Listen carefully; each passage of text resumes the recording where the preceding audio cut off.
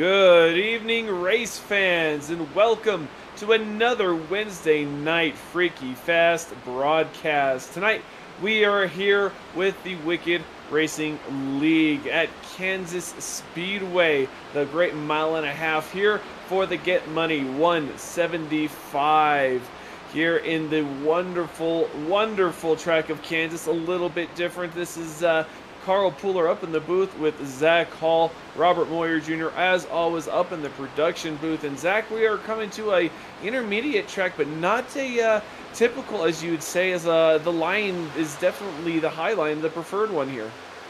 That it can be, Carl, and it'll be interesting to see the lines as they transition through the night. This next-gen car here, we've seen through our time here lately with it. It can be all over the place, the bottom, the top, and personally, the top side has been what seems to be one of the faster ways around, but is also known to wear the tires off a lot. So drivers are going to elect, do they want to give up speed at the beginning to run on the bottom to save the tires, or do they want to go up top, make the passes, get the track position, and try to hold on from there? Because, you know, we do have those two stages tonight at lap 45, and then that second one coming at 90. With these four sets of tires tonight, these drivers got 175 laps. It's going to be interesting to see how they make all of them last. You know, making the tires last is one thing. The fuel is going to be another. 80% fuel load, Zach. 45 laps the first two stages. That may be fine on my rough estimations there, but can you verify? Yeah, that should be good. It'll be close. It'll be on the closer side of things, but I believe that 45 laps should be doable here for that stage. So we'll have to see, and then if once they get to that 45 laps, they'll have pretty much some caution laps to help them make that next stage a little bit less of a 45 lap run, which will make it even easier. So we should see these guys able to make it on fuel. But with the last couple seconds of practice here before we head into qualifying, these guys are trying to find as much speed as possible because, again, the track position out front can be very, very valuable. And we'll see who can take hold of that. As Gavin Rogers, our points leader, he's holding on to the top board of the practice sheet and looking very fast at this moment, Carl. Very fast. Only he and the 7 of Alex Coffey have sub 31 second time. So those guys are running very fast indeed. And Gavin Rogers maybe chomping at the bit here to get this race going. He finished second last week at Worldwide Technology Raceway. So he is definitely looking to maybe hopefully recover and grab that win here at Kansas. As we're seeing here, practice has wrapped up as we begin to start the qualifying session. Zach, you mentioned track position so important. We noticed it last week. You want to try and stay ahead of whatever can happen on the track. But with this track in this configuration, how do you attack this qualifying lap if either lane can be fast and it's all really on tire degradation? How do you handle these qualified laps? It is always interesting because the balance can change through the lap with the tires warming up. So you're going to have to pick, do you want to make the first lap your fast lap or do you want to make the second lap your fast lap? So we'll have to see what drivers elect to do. But I think most drivers are going to elect to run that first lap up on the top groove, build up as much speed as possible for that second lap coming back around to get a run right around the bottom groove and try to see what they can set down from there. So I think the bottom groove will be the way to go once we get into the final and the most important lap, which is the money lap of that second one. And we'll see where the times start to come in. And Witten did a little bit of math and make sure for our fuel mileage. And yes, we're looking at about 47 laps, I think, here tonight on fuel. So about 2 to the good there for the stages. Well, that's going to be interesting to watch and see how these drivers handle their tires. We've been watching the 00 of John Curtis go around. He missed last week due to illness, and it's good to see him back, but missing that race last week. He dropped 5 spots in the playoff run, so very competitive in the points run at this moment. And we mentioned it earlier, Gavin Rogers finishing second. He's also started on the pole these past couple of races, so those points are ever so precious as Gavin Rogers continues to build that lead as we get about halfway through the season, a little bit closer to the playoffs. And these guys are taking the top 12 drivers in points to the playoffs. So these guys looking about those points and wanted to start up there to help that. No doubt, do they want to build that resume as we head to the playoffs? But at the moment, Gavin Rogers, our points leader, that second lap was a great one for him in the 17, a 31.029. An interesting call from him. Run the top in 1 and 2, and then ran the bottom in 3 and 4. So switched it up on both sides of the track. And right there, he found a good portion of speed as he's about a tenth ahead of this field here, back to TJ Roberts in that second spot. And that is a very substantial qualifying lap. Like you mentioned, there is 10th ahead of TJ Roberts there. Alex Coffey with 31.145, and then Blaine Wilson 31.196. Stephen Borbell in the 19 just threw down a blistering 31.163. So having a 10th in front of you and really in front of the whole pack, that's really impressive. Gavin Rogers is really looking for that win tonight. Yeah, you got to remember last week how the dominating run at Gateway just could not come home with that victory. Did come home with a second place finish after fighting back after some late race mishaps. But man, I tell you, he's once again on a burner of a qualifying session for him, and he's going to look to take that pole position and see if anybody can take that from him in these final few moments. Is got about a minute and 35 seconds left here before we go to the grid and we start our 175 laps here tonight at the Kansas Speedway. 175 laps is quite a bit of time, but those stages being so short within a fuel run, you're definitely going to see a lot of passing, a lot of probably interesting strategy on the track as we see the 78 Mason Houseman get into the wall a little bit on that entry, and he's going to just call that corner before he makes maybe another mistake that might mess up the lap even further or try and start a new one. But we are clicking off the last couple of seconds here of qualifying, and looks like the only car on track is the 11 of Giovanni Perez D'Amico. So as we get this race rolling, Zach, what are we looking for? Adam Buzzio isn't going to be here tonight. You mentioned that drama between him and Gavin Rogers. He is married and on his honeymoon, so congratulations to Adam Buzzio. But we have fast cars, TJ Roberts, Alex Coffey, Stephen Borbell, last week's winner up here. What can we expect beginning this race and going green? Yeah, I really am interested to see how it starts off because, like I said earlier about the line choice, the top side, it's very, very strong. But again, it does seem to wear the tires more and it seems to have more of an effect. Again, though, we did have an update. This recent update here we had literally today, on this Wednesday, on September 7th. It really might have changed things. So personally, from me up in the booth, it might be a little bit different. That's the things about sim racing folks out there at home you need to know. At a whim's notice, it could all change, and you could be struggling that very next day with a change they come to update. So we'll see here as qualifying comes to an end.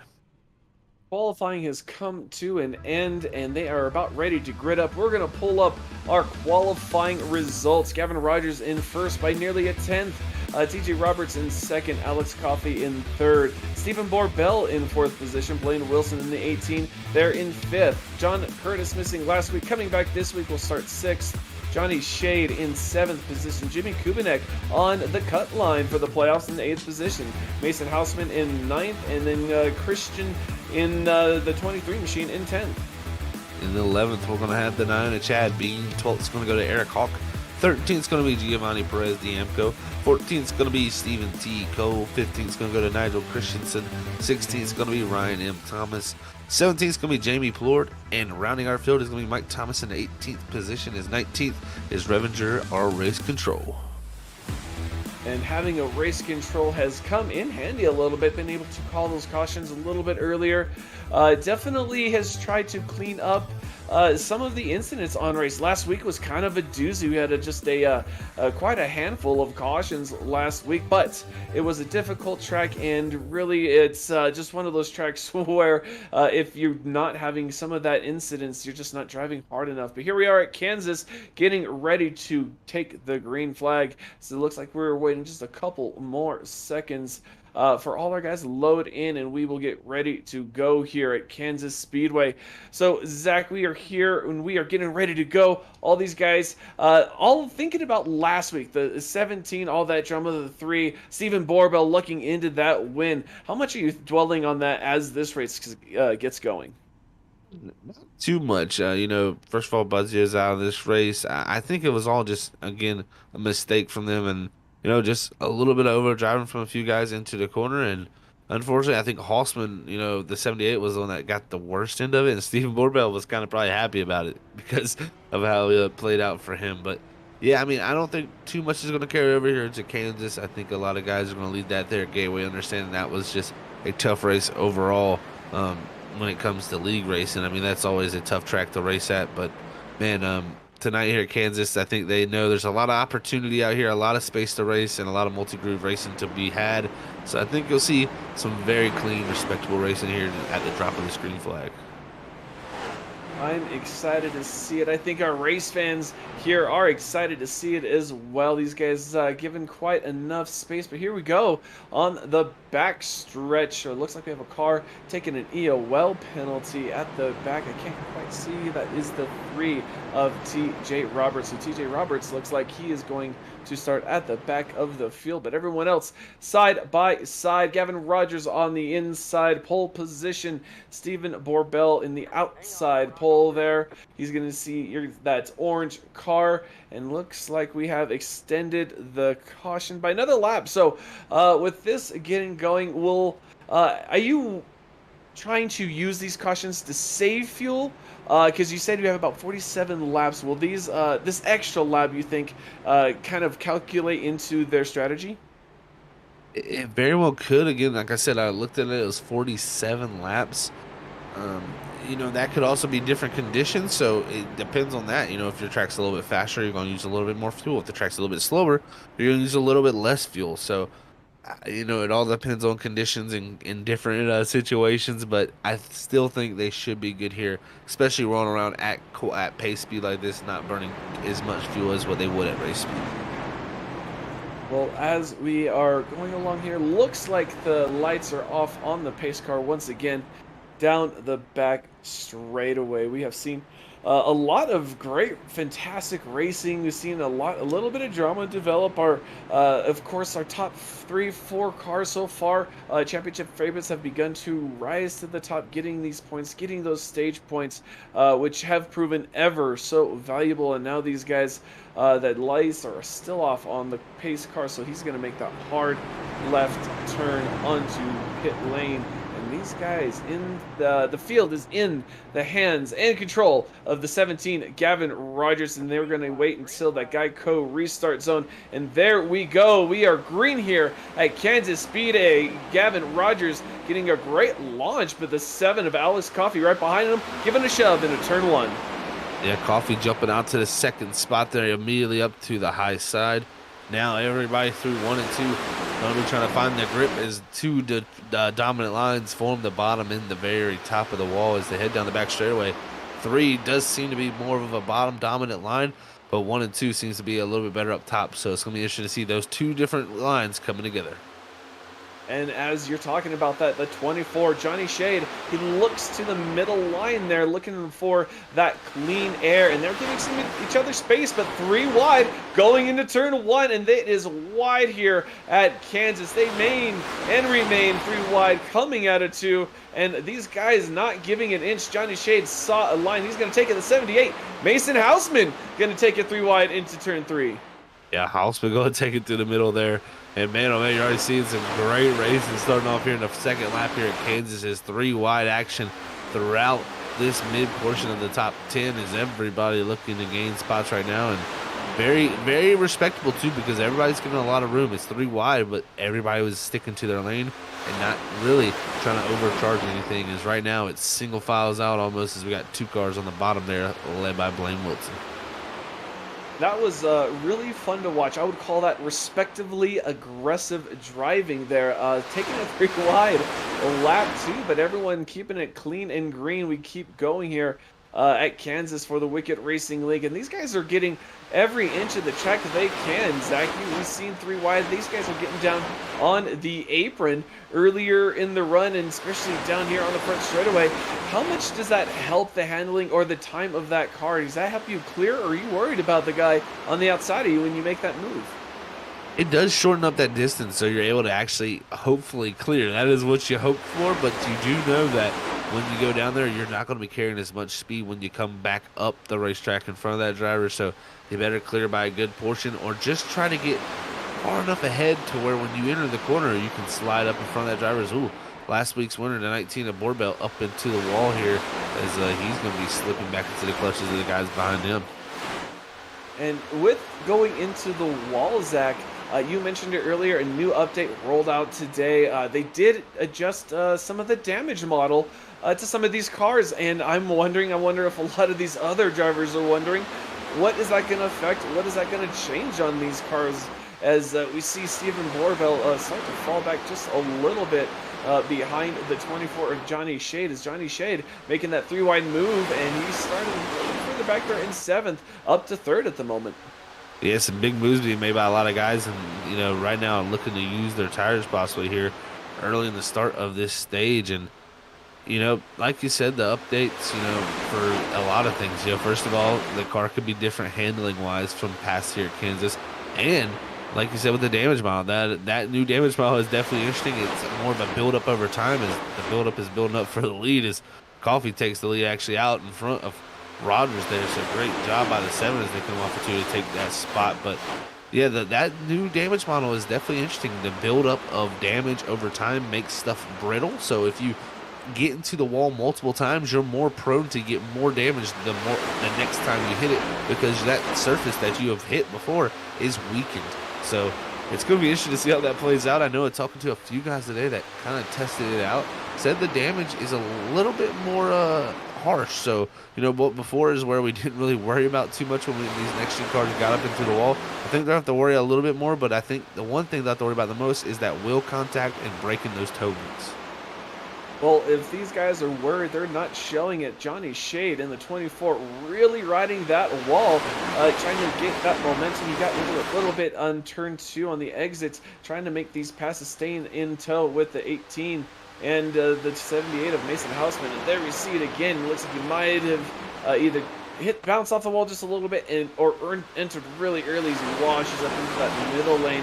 And there is all this racing going on. This is for, looks like, 24 there in the double zero. So the 24, Johnny Shade, really falling back here in the early runnings. This is for 4th position.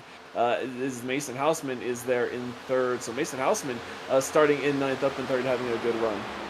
Yeah, that winner from Watkins Glen, it could have possibly been winner from Gateway last week, but had the contact to the rear bumper, did not get back to that checker flag first. But right now, it looks like the top side, the dominant way to go, and this very well could be a shakeup from what we've seen in the past with this next-gen car here at Kansas in the last few races that we had on Freaky Fast. So definitely a little bit of a change, and that is, I brought it up at the very beginning. The updates are always something I think that a lot of people don't give sim racers credit for, because, in real life, you can go out there, gain experience, and physics don't change in real life. There is no update to the physics. A tire handles the same way normally one time, it does it the next. So here on the sim, it's completely different. It could be a completely different show. So these drivers got to learn on the fly. And right now, Alex Coffey on the driver out front right now with Gavin Rogers hot in pursuit are the top 2 right now trying to pull away. And right now, Gavin Rogers putting in the faster laps, staying in the stream of that 7. The 7 is using that apron, even though he's now out in the lead, with the 17 using the run on the outside, taking that draft, just diving down. You see that just about a half a width down, just trying to get some extra air on that nose, trying to help that air with that downforce turn that car. He's going to do it again. He's going to get right up to the 7. The 7 is going to be in the wall. 17 is going to go low and take that position away with the mistake there from Alex Coffey. The 17 taking the apron. So just like that, the battle for the lead is once again flipped over, and these guys are starting to get strung out a little bit, get the draft going, and start making some of these moves. That they really are, Carl. Is that 7 of Coffee out front is, got into that wall and succeeded to the pressure there, and Rogers, who finally got back out to that front spot. But Still got battles going on all throughout this racetrack. You have that 23 of Christian DeRoches here. He's got that 96 of Stevie T. Cole also right ahead of him, trying to move his way forward. So multiple different drivers right here in this group trying to move their way up here in this first stage. And remember, top 10 points there at lap 45. That'll be our stage point winners. The 23, Christian DeRoche has actually moved up a couple of spots since his qualifying, but he has been struggling. Nigel Christensen started near the back in 15th position, up in 12th, and trying to make a move on the 96, and the 22 is going to be right in front of him. He's going to have great momentum going through the corner. He's going to go to the outside, and he can't quite get behind and around the 22, so he's going to have to tuck himself in there. But Nigel Christensen, one of those cars we see have speed in the 22 into the wall. So Zach, there is a really, really fine line as they go 3 wide through the corner. The line between speed and the wall there. There it is. And Christensen there flirting with the wall there. Camp comes back down across Stephen T. Cole and holds on to that. It's man up front. Our leader gets into the wall. Rogers is, man, Coffee and Rogers kept their battle going. Now Coffee back out front. Coffee was all over the back bumper of the 17. It was almost made some contact coming off before the last time by. That 17 gets up the racetrack into the wall there, and now once again the lead changes hands as the 7 and the 17 just again this season clashing for this lead position. And really, they're beating themselves. They're themselves getting into the wall when they get into that lead position and causing the swap. And we're going to ride along here with the 17, Gavin Rogers, our current standings leader at the moment, with a substantial lead. We see him going into turn 1, and look at that, just how close the 7 gets to the wall. And he might have had to get out of the throttle a little bit. The 17 is going to give a little bit of momentum down the back straightaway, and here we go into turn 3 again. And so we see how close these guys are riding to the wall in turn 3 and 4. Seem to be a little more precarious than 1 and 2. Yeah, they definitely do, and I can confirm, even Alex Coffey at the time, he scuffed the wall down there in the middle of 1 and 2. So that shows you to the extent of how high and how much of the racetrack they're using here on this corner. And this time keeping it a little bit lower, not getting up nearly as close to that wall, but trying to hold on to that position. But while they've been doing all that battling, they've been just driving away as there's a battle for second or third now as Wilson in the 18 of Blaine there. He's trying to go forward to make the pass on Mason Hossman, our winner from Watkins Glen. So battles all around the racetrack, and right now Wilson up from that 5th position trying to take 3rd. Ooh, Mason Houseman not giving it to him. He's going to pinch him down on the apron. Really, you try and use that side draft and take that outer line as well. The 78 doing really well in the high line. We noted earlier that he made it little 3 wide following the trails. Ooh, the 18 of Blaine Wilson took the inside. 78 was already on top of what he was going to do. They're going to do the crossover down the back straight away. 78's going to send it. The 7-18 is going to get to the bumper. 78's going to close the door, and that's going to make 78 retain that position for now. But Blaine Wilson still hot on the heels of Mason Houseman. Man, oh man, that's some great racing there. Racecraft from the 78 makes the crossover happen, parks the center line on that bottom, makes it where really Blaine Wilson has to choose either to back out of it or run him over. And Wilson makes the smart decision here 20 laps into the race not to make contact with that 78, but definitely an aggressive move shown by the 78 there early in this race. But good hard racing here for the 3rd spot, and just allowing those top 2 to continue to pull away as they got about a 2.5-second gap to the guys behind. Ooh, Houseman really struggling out of turn 4 there, trying to block the 19 on the apron. 19, last week's winner, really kind of started in 4th. He's now 5th, fighting for that 3rd position, really. He had to get out of the throttle to avoid running over the 78. That's going to allow the 20. And Nigel Christensen, he started in 15th, Zach. He has worked his way up to 5th as well. So Nigel Christensen on a mission this first stage. Yeah, Christensen has been flying, man, here as he closes up to the back here of the 78 machine. So we'll see what he can do here and try to take this 4th spot as he's looking to have one of his best runs of the season so far. And, you know, he's had these moments. Christensen has had some moments of really fast pace, just hasn't been able to put the full races together. We'll see it tonight. Is this possible chances? The pace is looking good, and the 20 machine is He looks to the inside of Halsman, is going to clear him there down in 3 and 4 and make that pass. And right now, looking like that bottom's starting to come in a little bit from some of these guys farther back in this group. Well, I definitely know the 18 of Blaine Wilson is appreciating that lower line. He's taking it at least in 1 and 2, and maybe the midline in 3 and 4. So Blaine Wilson really utilizing, as we see there, the 20 as well, utilizing that lower line. The 78, Mason Hausman, a little while ago looked to be a car on the hard charge, and now maybe fading. He's trying to get some of that run off the low line, but he can't quite make it stick. But here is John Curtis in the 00. Again, missed last week due to sickness, lost his spots in the points, but right now, solidly in the top 10, looking for those stage points. Yeah, definitely looking for some good stage points and looking to maybe make some few spots up here late into the stage. So started in that 6th position, fell back 1 position right now, trying to pass last week's winner, Stephen Borbell there. Also, Halsman starting to struggle in that 78, who really drove his way up to the field and showing that tire were start to build into that 78 machine. But I can tell you what, that inside line starting to come in right now. Our leaders right now are not the fastest cars on the racetrack. The cars behind running some of the quicker times here. Blaine Wilson closing it down for that 3rd position. For our leaders down to 1.6 seconds along with Christensen, who was the fastest car on the racetrack that last time by, as Rogers still keeps the pressure on Coffee up front.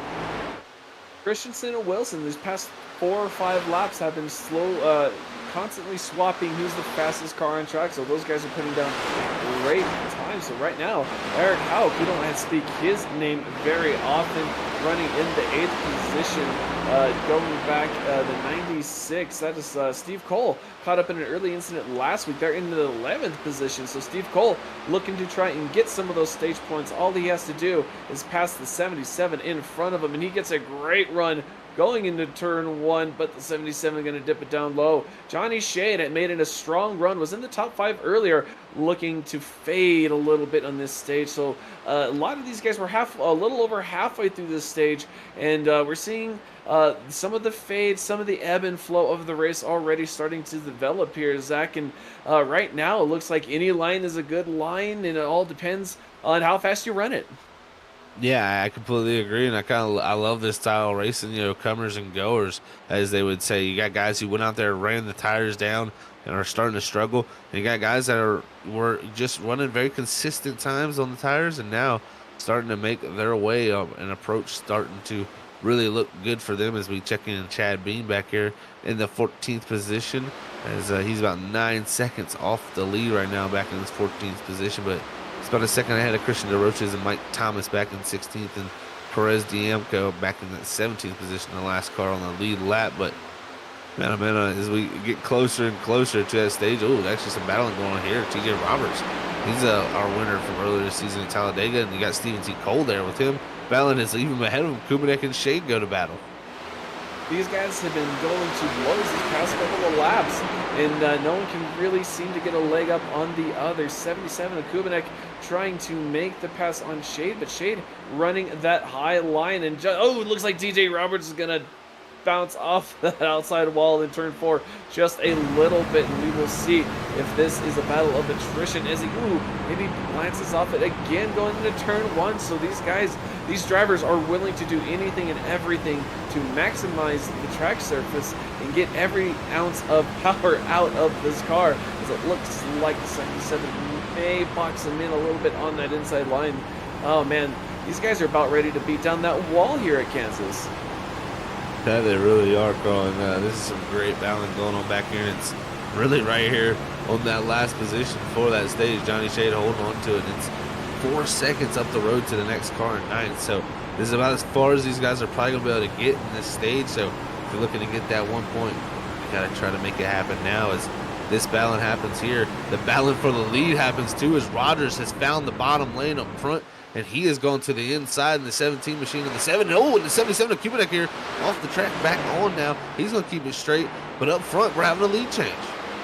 Oh, up front with the lead change, Alex Coffey having to take the inside. Gavin Rogers going to make that pass. And so here we go. Alex Coffey on the bumper again, but that has also allowed the 18 of Blaine Wilson to get involved in this party. And you see that purple car, the number 20, Nigel Christensen, lurking there in the background. These guys are about ready to battle for these next 15 laps for a stage win. And that just goes to show from 10th to 1st how crucial these points and these positions are. And this is the closest anyone's been to these cars all races. Looks like the 18 is going to take the inside away from Alex Coffey. Alex Coffey trying to get that outside line to work. Gavin Rogers enjoying what he's seeing in the mirror because he can see those guys slowing each other down, but we'll see how long that takes. These guys are still side by side, 3 and 4, but the 7 may edge him out there coming out of 4.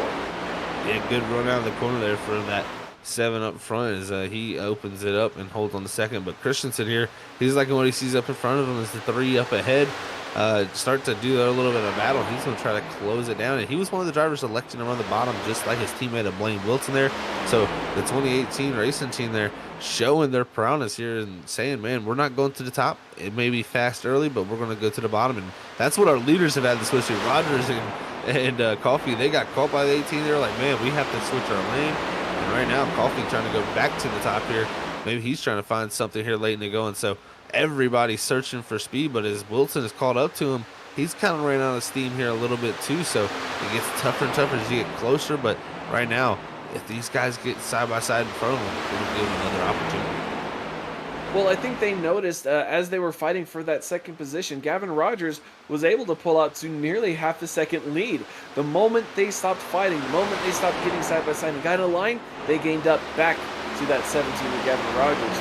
So I think there's a little bit of chess playing going on. You take this line, I take this line. Let's not slow each other down. Let's keep hunting down the leader. But at the same time, how long do you play nice and try to take that position by force? As the 7 tried to go high and gets into the wall again. The 18 staying low. 7 trying to keep that draft and keep that momentum. Looks like he's going to keep it and get a little squirrely coming out of 2. So we mentioned fuel may be an issue. These tanks getting close to empty. The rear end starting to feel a little bit lighter. These tires getting a little bit worn, Zach. What are these drivers feeling? All these things happening all at the same time. Yeah, those tires getting warm is definitely going to really be the big thing, is that tire heat building up and tire wear starting to build up too as this run continues on. And as that fuel burns off, it's actually going to make that car a little bit tighter as it takes that weight off the rear end, lets it jack up that spoiler up in the air, gets a little bit more of a rear ride height into it. So definitely going to make him a little bit tighter here, but I tell you what, Coffey's fighting a little bit of a rear looseness, so he's liking that fuel burning off here. We'll see what he can hold on to as the run comes out of 4, but it's going to be into the wall there for him, so that's not going to be enough as we get closer and closer to the stage. This 3 up front continue just to keep the battle on, keep going. And the 17 has been able to maintain his lead utilizing that middle run. Oh, as the 7 gets a little squirrely, getting out of 2, gathers it back up. What a great save by Alex Coffey there. That is going to allow him to fall into the clutches of Blaine Wilson, who is still charging hard on that inside line. 7 really getting a run off the high side of the corner. But Zach, with them beating up these cars, new physics, new updates, question marks on the handling as the run goes on, as we have a caution on the track. It looks like we don't know what that may have occurred. Looks like Stephen Borbell, last week's winner, involved in that. But Zach, with all this, we go to the instant replay, and we were seeing all of these drivers have issues with being loose. You mentioned maybe turning tight. Stephen Borbell looks like this might have been a post-incident. But with all this going on, and he is broken there, which is unfortunate. Might be on the brakes. Man, he is just scooting. Wow. Oh, he just gets up on the tracing surface, and that's what's going to cause the flag to come out. So he looks like he may have just lost control and drifted up on the track, Zach. But yeah, these drivers already struggling with the handling, but it is not lap 45 yet. So strategy, do you pit now and stay out on the stage, or do you try and get those stage points? Yeah, yeah, like you said, it's not the stage here, so oof. They got a lot of planning to do with their drivers, and I think going back and kind of assessing what happened there with Steven, and from what I'm looking at, his right front is broken, so he doesn't have a right front, and it's not spinning. So that right there would not really allow him to get slowed down. So whenever he stepped on the brakes, he didn't have any braking power in that right front tire. So that car just pretty much was not going to stop. It was a runaway train at that point, and luckily he got it stopped enough when it came right onto the banking to where he didn't come back up in front of him. So unfortunately for Steven, our last week's winner, that is major damage on that right front. He's having a tough time even getting into pit road. I mean, it is not wanting to turn left. And he will have to utilize that one fast repair they are given at every race. And Zach, no, those I've done it myself. Broken that toe link. Those things are a real pain when you can only drive with one tire. But right now, a change up in the lead. Alex Coffey, looks like the majority of the top 10 decided to stay out. Our leader, Gavin Rogers, elected to pit. So the 17 will be starting here in the back. And Zach, we mentioned everything new. Now the 17 dealing with that clean air up front, is going to deal with that dirty air, dealing with the traffic. How does this factor into how the 17 tries to race this stage? Yeah, this makes it interesting, man, with him electing to come down and get the tires here. So, ooh, I mean, he'll most likely storm back to the lead, but he is wasting a set of tires here. He's going to have a little bit of a different set when everybody else comes back down later. So it could not play in his favor later, but right now I think it's going to be very well. And I think you're going to see this 17 get super aggressive here. But it is dangerous to put himself back here like you brought up. It's going to put himself back in the danger zone. And, you know, if you go out there and use that one fast spare, it very well could be the end of your race, that next wreck. And with maybe also long-term planning, the 17 is 67 points ahead in the lead in the championship running. Maybe this is an opportunity early on in this race before the stage. Try some strategy, see how everything works out. Maybe put something in your notebook for later. That's a possible strategy move, I'd say, for Gavin Rogers. But right now, these pacing right now, and the lights are still on, and we have a lot of racing still to go. Only 41 laps that we are on out of the 75. A couple more stages. Stage end will be at lap 45. So we're going to go green with only a couple laps in this stage. And Zach, these guys are going to be probably pushing each other's buttons and trying to get each and every position they can coming to this restart. Yeah, this is going to be a super aggressive restart here. I mean, you know, everybody knows points are on the line. From that 10th position on the back of Kubanek there in the 77, I mean, Chad Bean, DeRoches, Giovanni Perez, Diemco, Rogers, Thomas, Borbell, they're all going to be trying to really make a lot of pressure here for these positions. So we'll see how it all shakes out here. As I think they're about to get double fouled up here as pace car lights have shut off, and we're 1 to green here. As remember, folks, lap 45, when we get the completion of that, it's going to be the stage. And here we are, the guys in front just exited pit road, the 19 and the 3. If I am correct, they should still remain on the lead lap. They will definitely be back there as the race goes green. But here at the front, we are side by side riding along with one of our driver cams. And you can see some of these guys in their rigs, their focus. He's just looks like maybe a little bit of tension going to this restart. And some communication there, Zach. Communicating with teammates, possibly? Yeah, right there is Nigel Christensen in that 20 machine, and it looks like probably communicating with his teammate there of the 18 of Blaine Wilson's on the top. But you guys also remember for Alex Coffey, he's got his teammate of John Curtis there on the outside and fourth. So a little bit of a mix-up of teammates on the front 2 rows. Is we're going to see how it all stacks up here. Is got new tires in the back, old tires up front. It's going to be a climactic into stage 1. And here we go. We're about to see some sparks fly here at Kansas. Leaders are getting to the Geico restart zone. Alex Coffey in control of the pack. He's going to launch in that inside lane. Going to get a little wheel spin, though. He's going to get a little wiggly, as is the 00 of John Curtis. But going into turn 1, the 7 will maintain that lead. The 18 of Blaine Wilson, and following out and really rounding out the podium is going to be the 20 of Nigel Christensen. But the 18 on the bumper of the 7, looking to make a move, going down the back straightaway, taking the inside line where he's been so successful earlier on in this run. But that momentum of the outside line, Zach, is not allowing the inside to prevail right there.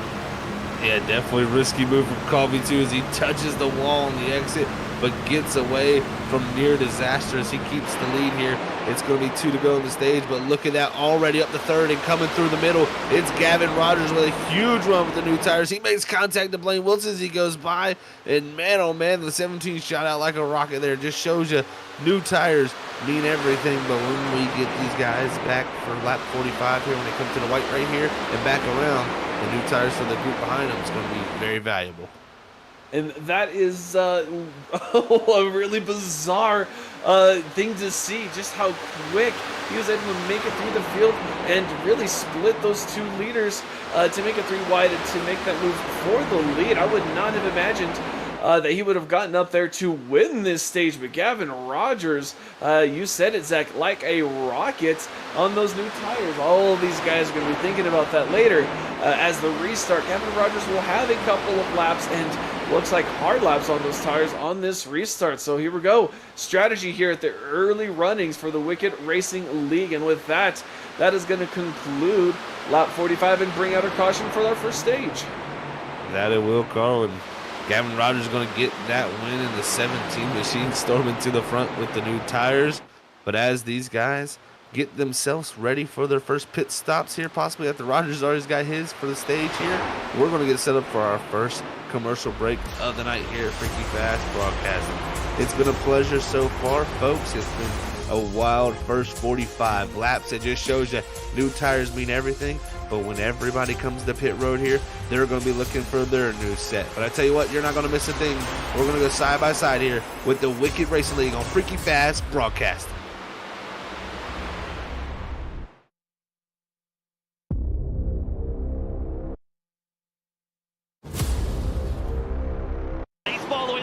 They're splitting, and it's a complete mayhem. We have a wreck at the front. 19 goes down into the 7, takes out the 00. They're 5 wide behind for pit. Oh my, the 5 wide here. This ain't gonna work, is it? They're already wrecking into turn 1, and now coming through that of turn 2. This is it, the Daytona. Oh no, they're wrecking contact. Sets gets into the wall. Gonna be scattering on the outside. Drivers on the apron. Drivers coming out of nowhere. Edison on the outside trying to get the win. And it's William Edison stealing it at the line. Into the wall. The 18 trying to block. 77 get into the 18. That leaves 3 of TJ Roberts. 17 to Gavin Rogers. 3 of TJ Roberts is going to steal the win here. He went second fiddle so many times last season. Christopher Wade wins the season 5 Daytona 200.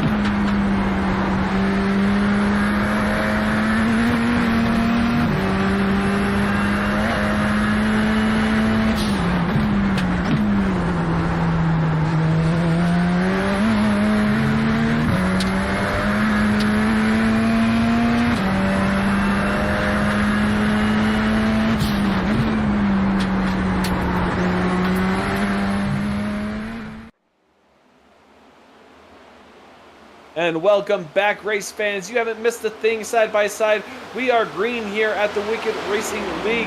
The number 1, Mike Thomas, making some moves here on some older tires, staying out, getting some positions, but not lasting long. He's going to get overtaken by the 3 and the 17 and the 78, and continues on the list of cars, but he made a lap, and he made a point for leading that lap. So Mike Thomas, even though not in the running for our leaders, working on those points as the 17, 3, and 78 do battle here at the front. I am Carl Pooler here with Zach Hall. Zach, we have some great racing here at Kansas tonight. That we really do, and man, this is going to be interesting to see how this all shakes out here in the second stage. Rogers winning that first stage, but came down, took tires there at lap 40. Didn't take them here on this latest stage break here as he just took fuel. We're going to have a little bit of a disadvantage there for himself, but we'll see how it shakes out. Doesn't have Coffee up there to battle with this time as the 7 is kind of mired back here trying to make his way through from restarting back at the 10th spot, but this front 3 breaking away as the pack behind that really starting to heat up with Wilson in the 18 leading to go. And it looks like, again, the guys who go up top, Carl, seem to be the drivers that really take off as Rogers has a big moment there for Robert. But it seems like, you know, that top side very fast in the beginning, but that bottom lane comes back as the run goes on. Yeah, and it's interesting to watch these guys battle it out. You mentioned 17 coming back during the stage break for fuel. The 3 on the same tire strategy, but did not pit for fuel, and he's back there. 78 did pit 4 tires and fuel on the last stage break. So we have 3 drivers here in the top 3, all on somewhat differing strategies. Is without this 3-car breakaway, there is a gaggle of cacophony of vehicle carnage behind him. It looks like Alex Coffey is settled in the 4th position. 38 of Jamie Ford side by side with the 00 of John Curtis, and he's going to get up into the door, and they are going to be banging doors down the front straightaway, but they keep it straight on the track.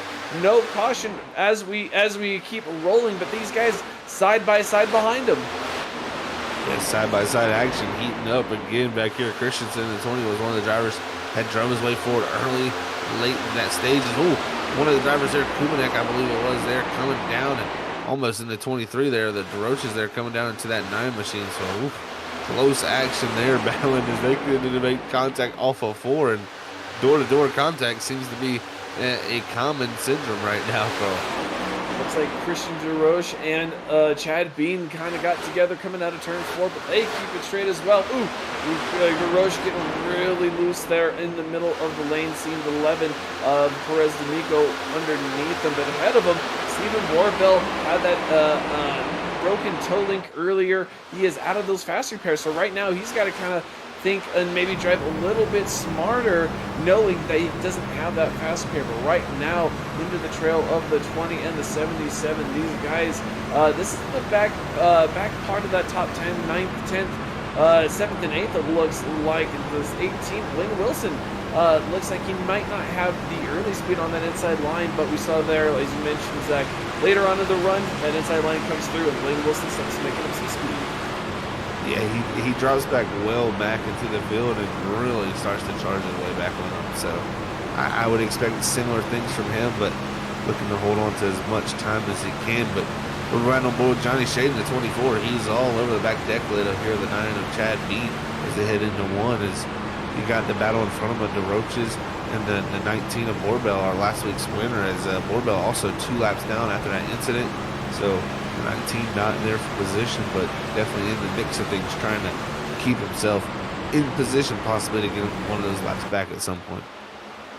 And now Jimmy Kubanek under attack from the 22 without too much of an issue. It looks like coming out of turn 4, Kubanek looks like being in the 7th position.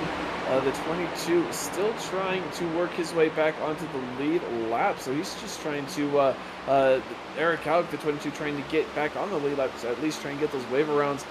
He knows we have a caution coming at lap 90. That will be the end of stage 2, and then after that we will run to the end green in stage 3 to finish this race. But these guys racing hard now at lap 60.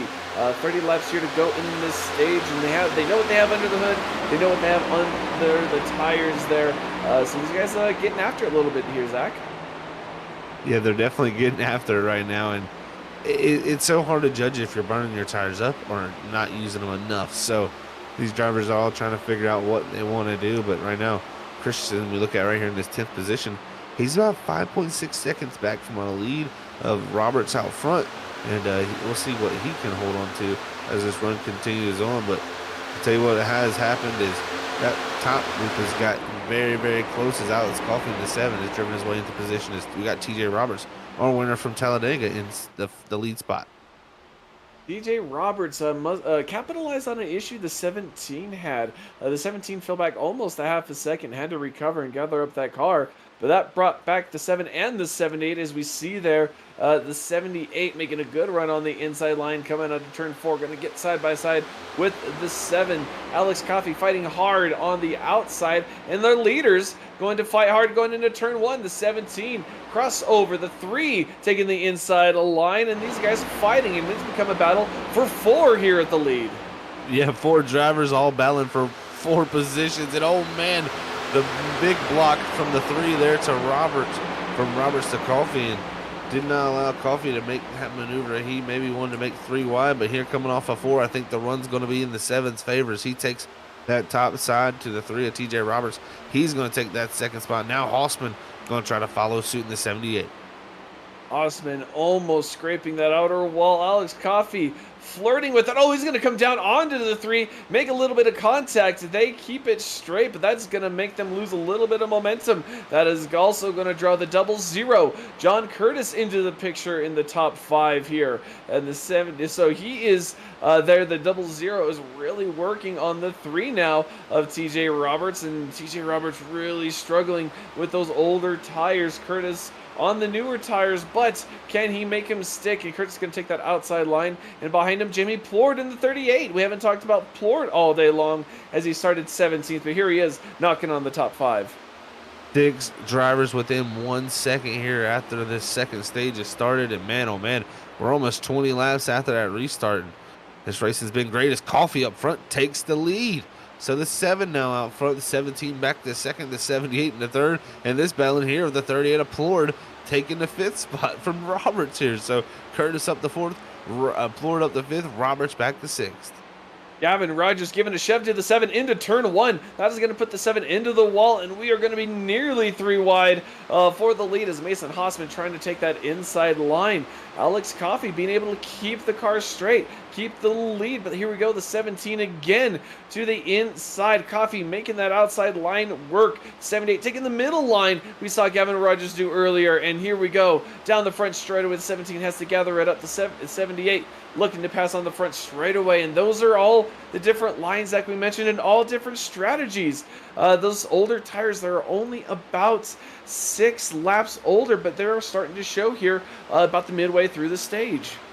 They really are starting to show their age here, and man, the 17 of Rogers, they're trying to get the run to make the run back at Coffey. As Coffey, man, just he flirts with that wall. He is inches off it almost every single lap on exit, middle, everywhere around the corner. I am so surprised he has not got the right side of that car off. Yeah, that has just been precision driving from him there as he's been pushing limits all night long, and you can see everybody here now electing to do that as the top 5 all against the wall. We saw there the 78 running that wall line too. The 17 about a half a car lower. The 78, oh, looks like he's going to make a pass, or attempt to make a pass on the inside of Gavin Rogers, and that is going to allow the 00 to try and take that line as well, getting close to the inside door, but not going to make it.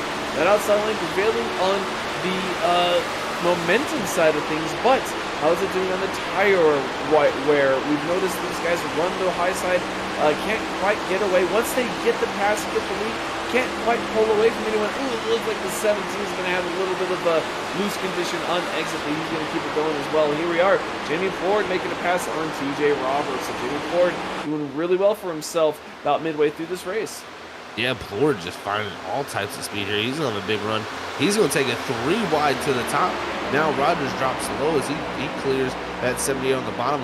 Plord coming down to the 78 there on entry, and man, oh man, that could have been a major incident there as they hold on to it. This is allowing Coffey in that 7, though, to stretch his legs out front as this group continues to just go at it here, Carl, before this stage here ending. Definitely going at it, and it's just been really fantastic to see these guys really bang the fenders, get on each other's door. They've gotten squirrely, haven't really taken anyone out. We've been relatively caution-free. We had one incident right before the stage. The 19 got some damage. Didn't see exactly what went on there, but here the 78 is trying to make a run to the 17 as these guys fight. The 7, Alex Coffey's pulling away. He has about a second lead in front of this rest of this field right now. So we've noticed these guys, once they get side by side and fighting, it allows the car in front of them to increase that gap and pull away. They might want to think of something quick before he gets out of touch completely.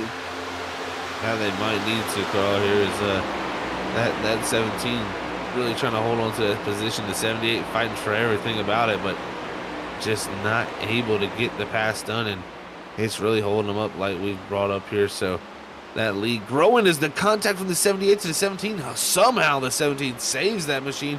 Is man, oh man, the 78 just washed up the racetrack into him. And that was some heavy contact. 78 getting in there, the 17 getting into the wall. That's going to allow the 38 of Flord to get into the picture. He decides not to take a 3 wide.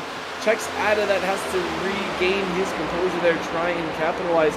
But don't look, now the 00, John Curtis looking to make a move as well in that 5th position. These guys all on top of each other, but as this is happening, Alex Coffey has grown that gap to a 1.5 seconds. So whatever these guys are doing, Alex Coffey is loving it, looking out the back of his mirror, because he knows that gap keeps growing and growing. But right now, Jamie Ford, on the inside, 78.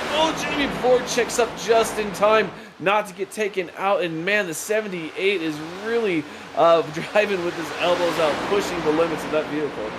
That he is, and a little contact again to the 17 there on entry. And gotta remember, the 78 was leading last week. It was contact from that 17 to the back bumper that took the win away from himself. So maybe some of that racing there aggression coming back from that week before, a little bump from down the back straight from the 17. But the 78 finally clears Rogers, as Rogers is now trying to hold on to what he can, but those older tires starting to show their life here, Carl, as he thought maybe he could hold on to him here in this later run, but it's just slipping away from this number 17 machine. The 17 going into the corner gave the 78 a really, really good shove, but the 78 looked prepared for it. Kind of woed up his car just a little bit more than I think the 17 is going to be used to. Had to really check up, and that is causing him to fall into the clutches of Curtis and Plord. Plord has driven fantastic, starting way back there in 17th, avoiding some contact and just keeping it mostly clean, and he's finding himself in 5th. Even with trying to get out of the throttle and get back in, still maintaining a really good run. So Jamie Ford in this, I love this Tide car, this Tide Chevy rolling around, and he has a great run on the 2 cars in front of him. And you just see, race fans, how wide this track is and how many lanes. And you just chomping at the bit, waiting to make this pass. Like I love this view. It just always gets my blood pumping. That it really does, man. And to see Rogers just struggling right now to hold on to it is. There's been Curtis around him in the 00 machine to get past for that 3rd spot. Now it pushes him back to 4th for the 17. Ford's going to have the next shot at him. And I tell you what, not too far behind. They can't look back there because the 18 of Blaine Wilson, he's turned the afterburners on for that machine. As the inside is starting to come together for him. His old Ford, major out of gas there. He's going to have to check up. And right here on the entry, you're going to see the 18 catch right up to this 38. Yes, Zach, and this is roughly the time we saw it last stage. We're 29, 30 laps into a run. The cars are lighter, the tires are more worn. These guys are finding their groove, and there it is, the 18 Blaine Wilson. We documented earlier, he was flirting down there, bottom of the top 10 in the restart, but here he is taking that 5th position away, looking to take another position, but looking strong here at the end of this run as we have about 14... I'm sorry, maybe, 14 laps to go here for the Wicked Racing League. That we do as it's nearing towards that lap 90 stage, and that 18 machine starting to make his way forward. Blaine Wilson once again showing that inside lane very, very quick once we start to get to around a 33 flat, and again about 3/10 quicker than anybody on the racetrack. So the 18 of Wilson, got to give him major credit for what he's doing in that machine. Is we're checking out this 77 of Kubanek here in the in a nice spot is he's holding on to. And remember, top 10 is the pay-in points there. Johnny Shade right now in that 10th position, and then 24 is we near closer to lap 90. Jimmy Kubinek, one of those drivers looking to maintain. He's on that cut line of the playoffs, and he's right now in a position to get some more stage points. 24, Johnny Shade doing well as well, actually gaining a spot after last race. He is in 15th, and these guys, this league takes the top 12 drivers for their playoffs. So being 15th is not too many points back. Only a couple points back on that cut line actually is Johnny Shade. So Johnny Shade, a couple of good stage finishes. He can find himself racing for a championship when the playoffs come around. Stage points are always valuable and a good way to build them points up. But look at this, the battle happening. Bean, he's going to try to take the position, and he does. Chad Bean now up to 10th. He's looking to take the one bonus point there for that position, as they're going to be coming to 10 to go for the stage next time by. Great pass there from Chad B. Johnny Shade going to have to fight back in the 24s. He's actually going to have a decent run here coming out of 2. Johnny Shade having a good run. Blaine Wilson as well just made a pass on the 17 at the front of the field, so he is now in 4th position. John Curtis trying to make a really solid run at the 78. Mason Houseman gaining some ground there at the back straightaway on the apron. The 78 into the wall, going into turn 1 a little bit. So John Curtis looks like he's salivating at the pit. He's going to go down low a little bit and try and get even with that 78 coming out of 2, but not going to quite make. He's going to tuck back in line on the back stretch and see what he can do in turn 3. Yeah, they're going to see what they can figure out, because I tell you what, the 18 on the bottom coming very quickly as they battle up top. This 18's loving what he's seeing, because it's free track on the bottom and wide open spaces for him to be able to make what he wants to have happen. So Blaine Wilson having a great race with long runs really coming to him tonight in this 18 machine. But Hausman has figured out his issues, because remember, last run, the 78, he drove himself way up into the lead there almost and really fell back late into the run. This time holding on the second at the moment with Curtis directly behind him. Oh, he had a little bit of a moment coming out of 2. Got a little squirrely. John Curtis had to dive low to avoid whatever might have happened. And John Curtis going to ride around the wall there a little bit coming out of 4, allowing the 18 to make the pass with the 18. Blaine Wilson up now to 3rd. So Blaine Wilson doing a really good job here later on at this run, as we are 8 laps to go here in the stage for the Wicked Racing League. Don't forget, ladies and gentlemen, one of our sponsors, Advanced Sim Racing. You want to get into this, you see this, you like it, call them up first. They will help you through all that they need to do. They were founded in 2020, so they are new. They were founded by sim racers like you and me, and they love what they do. They sell high quality, high rigidity aluminum profile chassis with no flex, and that's what you want to start out with. Go visit them. Tell them we sent you. Use the discount code FREAKYFAST5, all spelled out. You get 5% off your entire order there. Tell them we sent you. We love them having them as a sponsor. They let us put on this great show as the 2nd position under attack by 2 other cars. The 00 Curtis, the 18 Wilson looking to make a pass on the 78 of Houseman coming into the closing stages of this stage. So Houseman trying to drive out this windshield as much as he is out the mirror. Yeah, definitely trying to hold off everything behind him, but it's been the 18 charging forward, and the 00 has been all over him for really the last 20 laps. And also Rogers, he's not too far behind in the 17. You got Plord coming in the 38.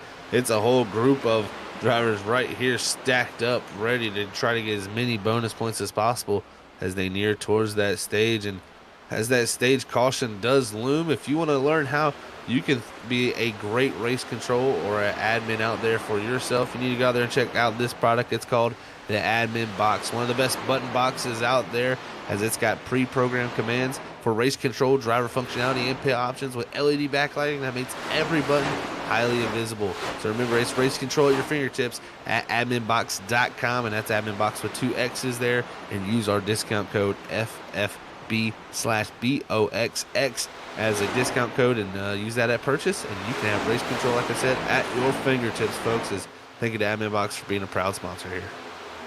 Love all our sponsors here. They all come together for this community, letting us do what we love to do, and this is it. We see the culmination of all these efforts, all these driver sponsors, and we just love seeing all of this racing, as well as the 18 Blaine Wilson. He's been able to ride that inside line, and he has been trying to pass that 0-0 all past 5 laps. He can gain even with him, but that outside line has the momentum, and he just can't quite make the pass on the inside. So it's hard to say, Zach, which line is dominant. It just depends on which one you like and which one your car sticks to. I think you're exactly right, Carl. It's just, man, he's so close to making the pass, but just cannot get it done now. Out that momentum from the outside keeps Curtis alongside him, and Wilson cannot get along or far enough along to clear him. So the fight continues on for there. That's allowed Hausman to really open up his a little bit of breathing room for him, as it's been clear selling for our leader out front of Coffee, but at the moment it's 2 laps to go in the stage, and these drivers clean and green in this stage. What a great run. Great run. It looks like the 0-0 got into the wall there on corner exit out of 4 just a little bit, allowing the 18 to get by him. And that is allowing the 18 to get up to the 78 rather quickly. But with that, we are halfway through this race already.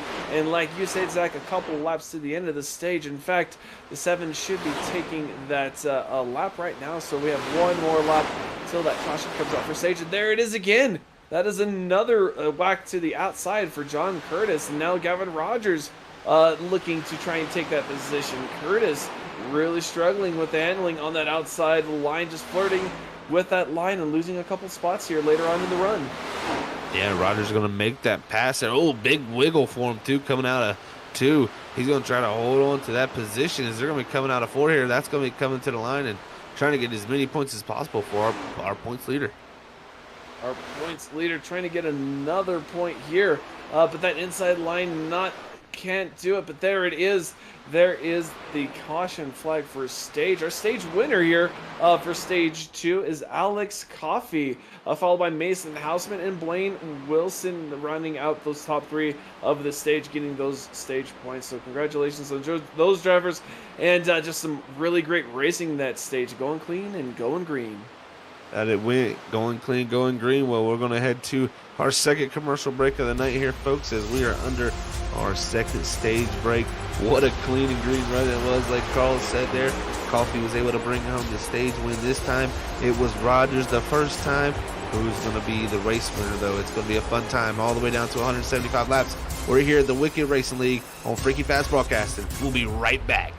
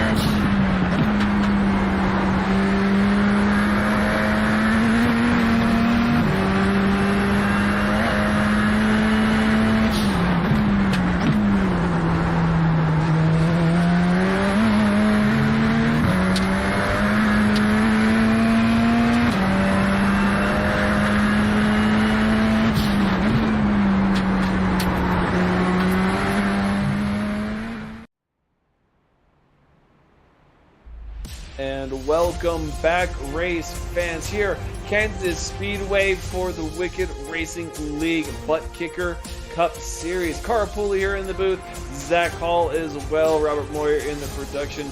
So far, Zach, we have seen a lot of really clean racing. Stage 1 seemed like they were trying to get the cars under themselves. We mentioned the new updates to the physics and a couple of other things to the cars. That second stage seemed the complete opposite. They were banging doors, banging fenders, bobbing and weaving. It feels like the intensity itself has kicked up, and I'm really excited to see what we have in store for Stage 3. Stage 3 is going to be probably the most exciting one of them all, I'd say. So these drivers have learned a lot through Stage 2, and that's kind of the way I look at racing in general with stages. These are your learning phases as a driver. You have guaranteed cautions coming at that point. You need to go out there, experiment, and try to do different things out there. Don't be stuck in your ways, because when it comes down to this race, if you got to come down to defend somebody or pass somebody, if you don't have a few things figured out, you may not find that way around. So we'll see who can figure it all out here, but man, 80 laps to figure it all here. 80 laps when we are going green. In fact, the pace car is going to dive down pit road. The green flag is in the hands of Barney as he is ready to wave that flag as the cars go through the Greco restart zone into the hands of Alex Coffey. Alex Coffey is going to lead him through on that outside line for once and go through into turn 1 with his teammate behind him, John Curtis. 78, Mason Houseman sending it really deep into turn 1. He's going to take the lead, but here we are. Gavin Rogers in 3rd and Jamie Ford in 5th, trying to get around John Curtis, who had a rough exit at turn 2. Man, oh man, what a pass from the 78 of Mason Houseman out front, rocketing to the lead here. Going to lead a lap here at the Kansas Speedway, and that's going to look good for our Watkins Glen leader, our winner there. As Coffey now going to have Rogers there in that 17. His foe directly behind him, as those two going to probably already go to battle. Curtis dropping back into 00. The 18 of Wilson doing his normal hold the bottom, drop farther back, but 80 laps here. Remember, too, those are 45 lap stages. I think these guys are probably going to do about 40 laps on these runs. Is all good on fuel, but as you can see here with our driver cam, the white knuckles are coming out because Alex Coffey is up on the wheel in this 7 machine. Alex Coffey has been up on the wheel nearly all race, really running high, and he's going to dive down low, trying to make the pass on the 78. He's going to have next, at least side by side, he's going to start draft really aggressively down the back straightaway, trying to slow that car down. He's going to stay on the inside, try and drift up, but doesn't have the space. 78 keeping the door closed on the high line, and here we are side by side coming out of 4. Gavin Rogers just looking at this in front of him and just waiting for someone to make a false move, but Alex Coffey, nothing but concentration and focus in that stare, in that gaze. He's racing hard, trying to get this lead back. Back to the lead, Alpha 2, this 7 Alex Coffey. You can see the focus on his face there with our driver cam as he takes that lead. He's going to back up 3, and Hausman going to get into the back bumper, but here comes Rogers on the bottom. He wants a taste of the lead out front. Gavin Rogers drawn up to the door of the 7. 78 trying to get some clean air on the grill of that car. Maybe looking to send it 3 wide through the middle lane, but he is not. He's going to take the low line behind Gavin Rogers. Alex Coffey staying up high. But what's going to happen? Gavin Rogers is going to clear. 78 almost put him into the wall. Gavin Rogers stuck there on the outside. Alex Coffey going for the crossover into turn 3 on the inside. Mason Hausman just staying there on the inside in 3rd position. Here we go again. Another crossover. Gavin Rogers taking the inside line. Zach, this is fantastic racing we are watching here on Freaky Fast Broadcasting. That was slide job, crossover. Now Rogers back to the lead with that final crossover. What maneuvers we just saw there. Only Kansas could set that one up, and that's why we love multi-groove racing here at Freaky Fast Broadcasting. Brings a smile to my face, Carl, when you can do things like that here on the racetrack. And right now, these drivers all going at it. Hausman drops it low, but he's going to bring it back up high as that run and that draft up on the higher line.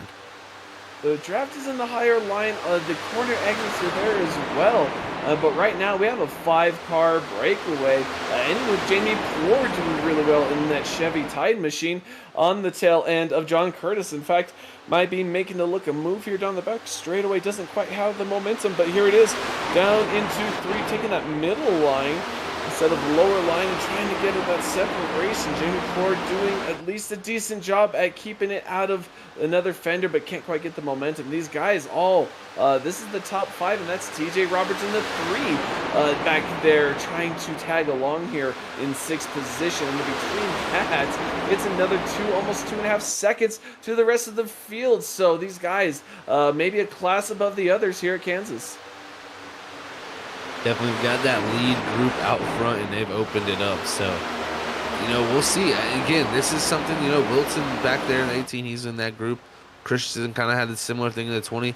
They kind of linger back there, man, and they run that bottom line, don't really push their cars as hard, and they start to really make time farther into that run. So we'll have to watch for later how far they can get up here, because this racing up here with these guys, that's going to help them. If these guys race hard, they don't get as far out in front as what they were before. That'll allow that saving to come back to help them. So we'll see very well how a couple laps later does that 18, does the 20 start to move their way forward. But Halsman fighting to get on the inside here, but John Curtis in the 00 pushing hard this time. He's found a little bit more pace in this third stage.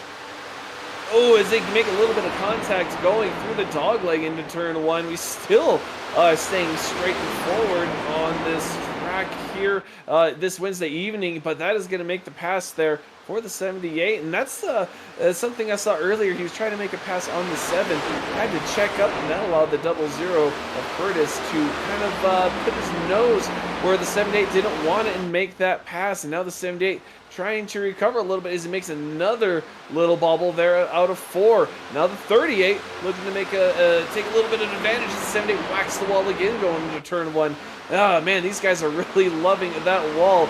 But right now, this is where the battling is at 18 the 20. Christensen, 19 of Borbell, still 1 lap down, but currently in the free pass position after earlier having some contact and using that fast repair, falling 2 laps down. So the 19 trying to make a solid recovery. Yeah, and unfortunately for him this time, he has no guaranteed cautions with no stages left. So not the greatest outcome here for the 19, but if he does get a yellow, he's going to be wanting to stay ahead of Stephen T. Cole, who's a couple seconds behind him. So right now has got that position held, but you can see the 19 there. That's not for position, but you got the 24 Johnny Shade there directly behind him. That is the 10th spot, and he's got Kubanek in the 77 trying to take position.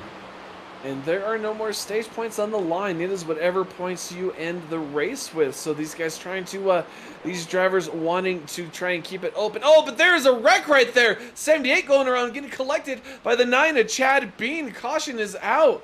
And as we speak of it, looks like the 19's going to get that free pass position. But man, in the blink of an eye, caution is out, and there is damage on the racetrack as we go back to our Freaky Fast instant replay. And it looks like the 78 just had a self-spin, lost it coming out of turn 4, tried to save it. Oh, that was middle of the corner, tried to save it. And with these cars, Zach, these cars get really twitchy when you try and save them, and next thing you know, they'll flip it the other way. And like this, he's turned around, he's going to hit that wall. So Mason Houseman having some issues, and Chad Bean nowhere to go. Johnny Shade, ooh, looks like he's going to have a near miss. Take a little bit of fender damage, but it could have been so much worse. It really could have, Carl. And I tell you what, the biggest thing I think, going back there and looking myself at that incident, it all started a little bit before that. Halsman was in that top group there, and he was, battling for those positions and got up in the wall off of 2, had a lot of loss of momentum, and then from there, Plour to the 38 goes to go around him, and Plour just kind of comes right back up the racetrack trying to clear him, slams into the 78, that's body slams him into the wall, heavy contact from there from the right front. And then from there, I think he had some type of toe link broke because it looked like one of the wheels was broken. So from there, I think he was along for the ride, and then Chad Bean was right there also. So major incident, and this is really shook up this races. Now drivers going to come down, get some tires, but still going to need to make another pit stop here in this race still. And we are here, 67 laps to go. Drivers getting service done to the vehicles. Last week's winner, Stephen Borbell, will be back on the lead lap. Those cars should be fine once they limp around, get that fast repair, but that's the only fast repair that they have, so they will have to try and keep an eye on whatever happens in front of them further on in this run, including a possible green flag stop. So you'll never know what can happen, you never know when it'll happen, as we just noticed. So right now it looks like a lot of these guys just looking to get fresh rubber on the track and maybe open up the fuel strategy to tires. Zach, can you make it happen?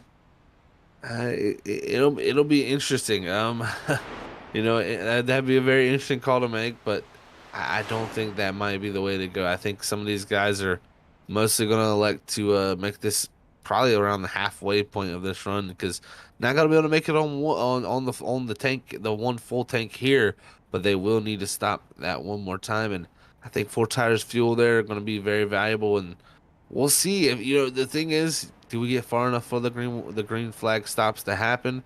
We've had some really great green flag racing here tonight, but at the same time, we've had a few incidents that have brought out some pretty random cautions too. So at any moment, that caution is lurking. You come down the pit stop there to do an undercut, and you could quickly be a lap down with very late into this race where you don't have much time to get back on that lead lap.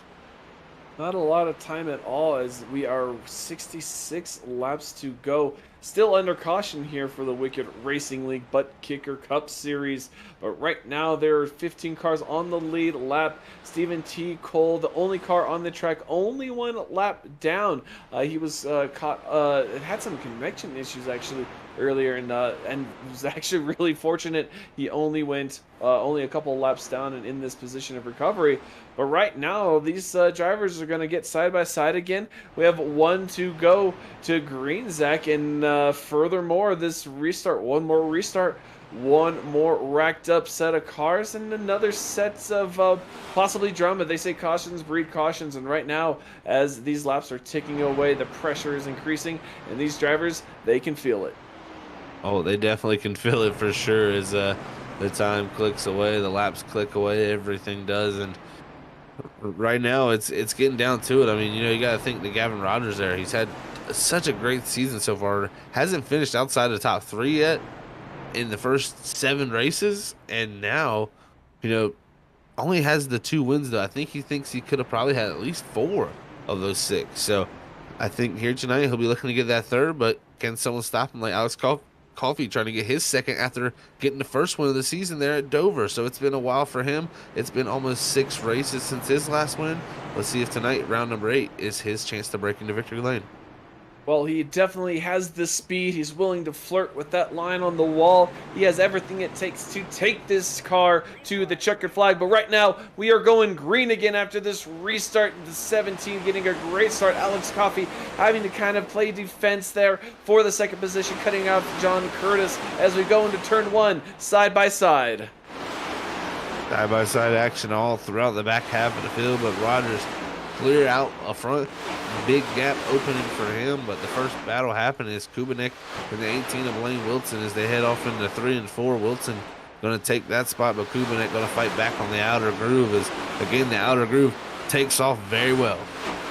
The outer groove has been, it's such a balancing act with this track. We've seen Blaine Wilson really make that inside line work over time.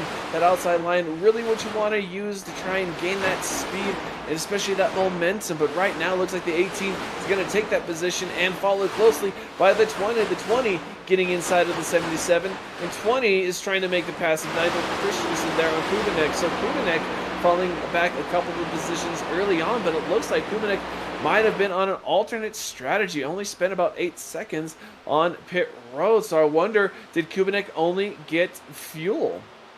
It's very possible that could be what he's done, but we'll see what happens up here as we got the battle for the lead. Coffey and Rogers. It seems like multiple times this season this has been the battle, 17 versus 7, and we'll see what happens here as they've already made contact early in this race at least a few times. It could come to blows here later in this race, but right now the 7 closes it in. A slight run there from him as he heads across the start-finish line. What does he decide to do here? Does he decide to throw the slide job here down the wall? He looks like he's just going to stay in line for the moment, maybe ride this out.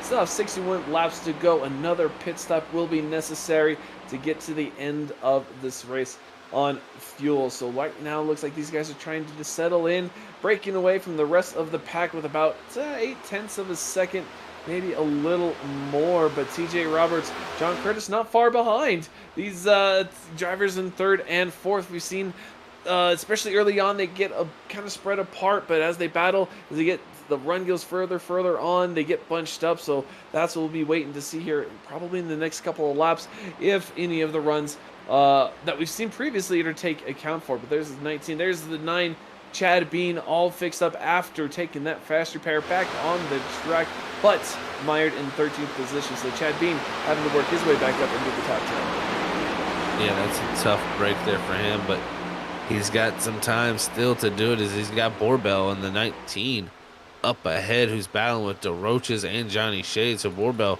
making the comeback, started fourth, broke that toe link, and is now making his way back forward. Remember, as he's gotten back on the lead lap, that caution very well helped that machine. So we'll see how he looks to continue his way forward. But DeRoches in the 23 holding on to that spot. Yes, DeRoche has done really well in the 23, just kind of hovering just in the top 10, and right now in the same position in 9th, but definitely trying to maintain his position, as looks like Stephen Borbell's going to go low, cross him over, and there it is, position for Stephen Borbell. So we know he has speed. You mentioned is that he started in 4th position, been out of the race this entire time, but now is the time, maybe with a green flag pit stop coming up, he can change this around and make another run for a win. It very well could be that time. I mean, that winning gateway came at a very timely time. It could work out for him. Here's major moments behind him, as it was almost 3 wide. We're riding a board with the 23 of Christian, and right here he's got Johnny Shea behind him, but he's also got the 9 of Chad Bean right below him, and they were close on the exit of 4 there. Just racing back here for the 10th or the 11th position. It is hot and heavy. Oh, and there he is, DeRoche into the outside wall. Chad Bean having to give a little bit of space. Johnny Sage just waiting to make a move, but there's the one of Mike Thomas trying to make a move on the 24. Ooh, DeRoche not making it a good exit. Getting backed up by Chad Bean. They are going to get bunched up, almost going 3 wide coming out of 4. They are going to gather it up, though, and we stay green right now, but that is going to make a window open for the 78 to make some positions up after that EOL penalty, causing that caution early on.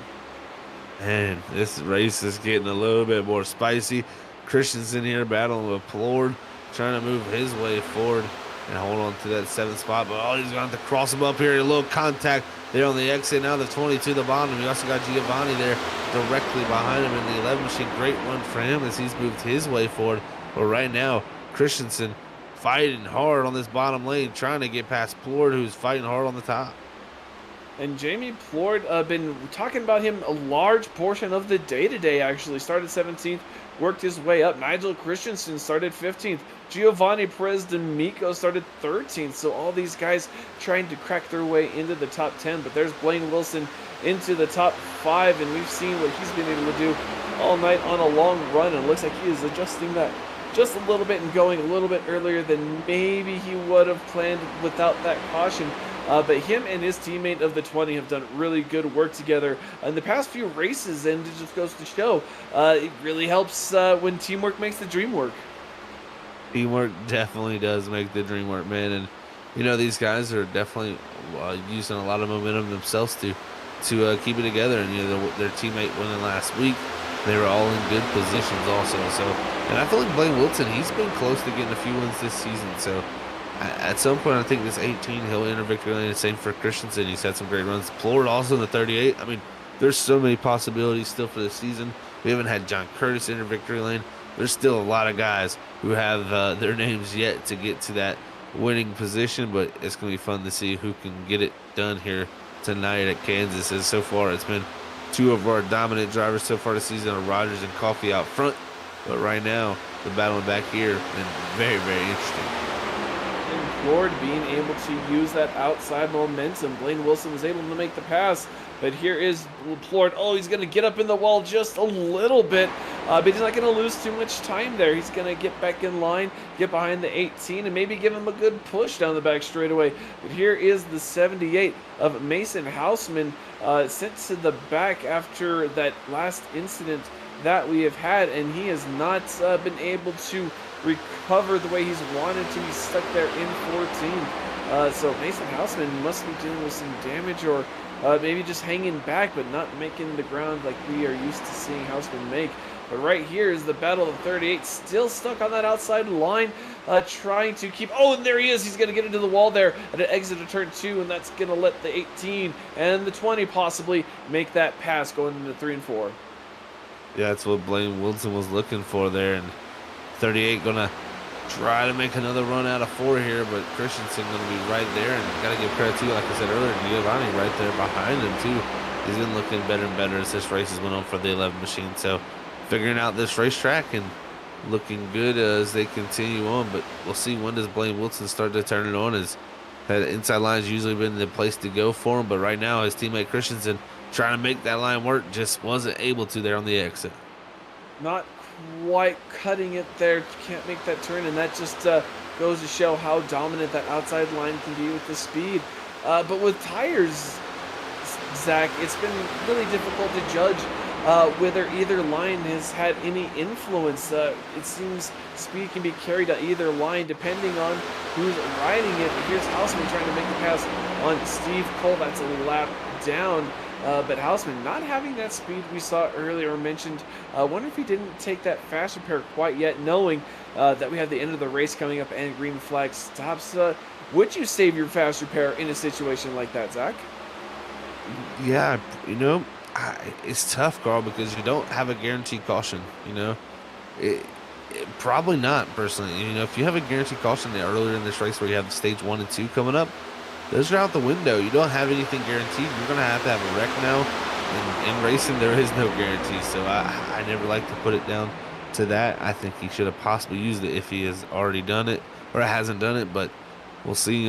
Maybe he has already used it earlier in this race. So right now, looking at Cole in this 96 machine, he's about one. He's the lucky dog position too in 16. So he's looking for a caution definitely.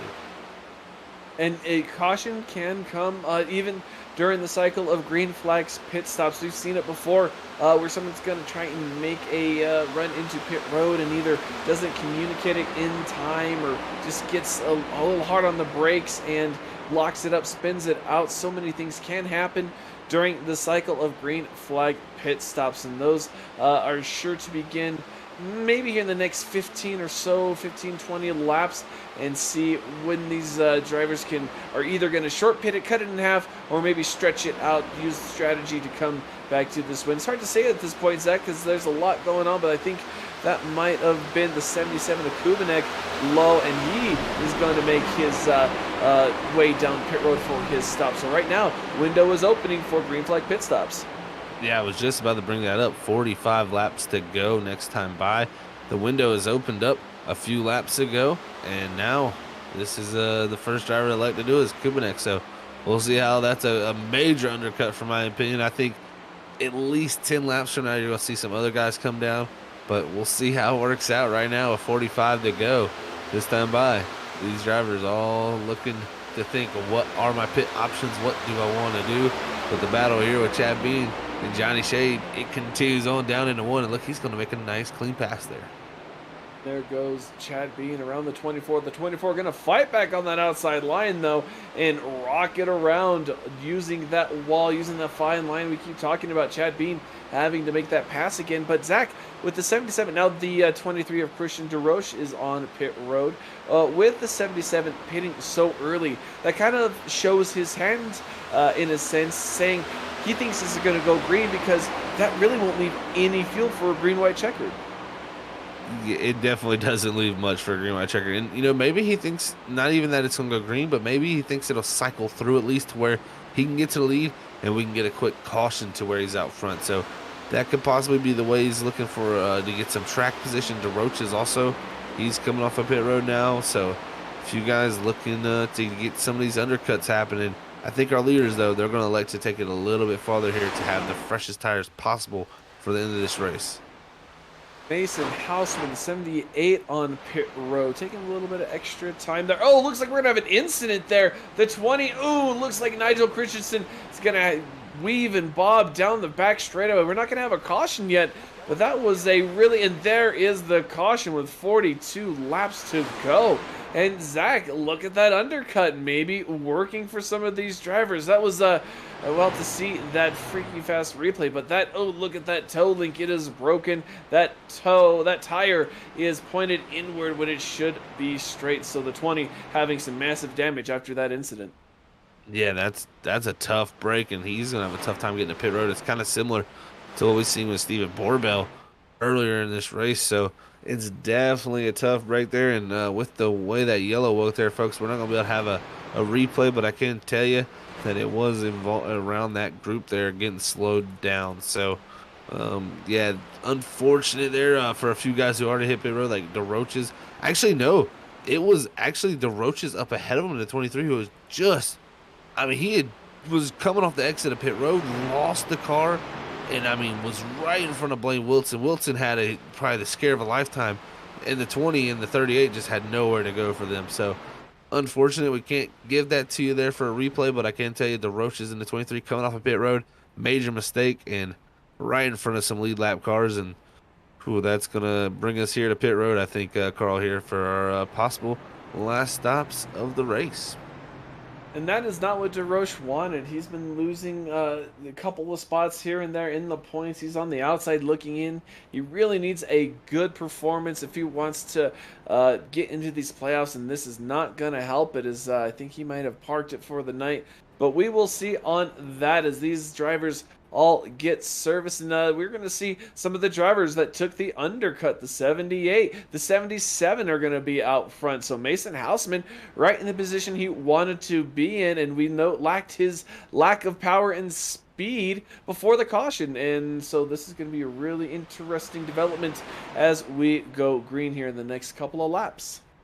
That it will be, Carl, and I tell you what, you can see at the top there, folks, flashing.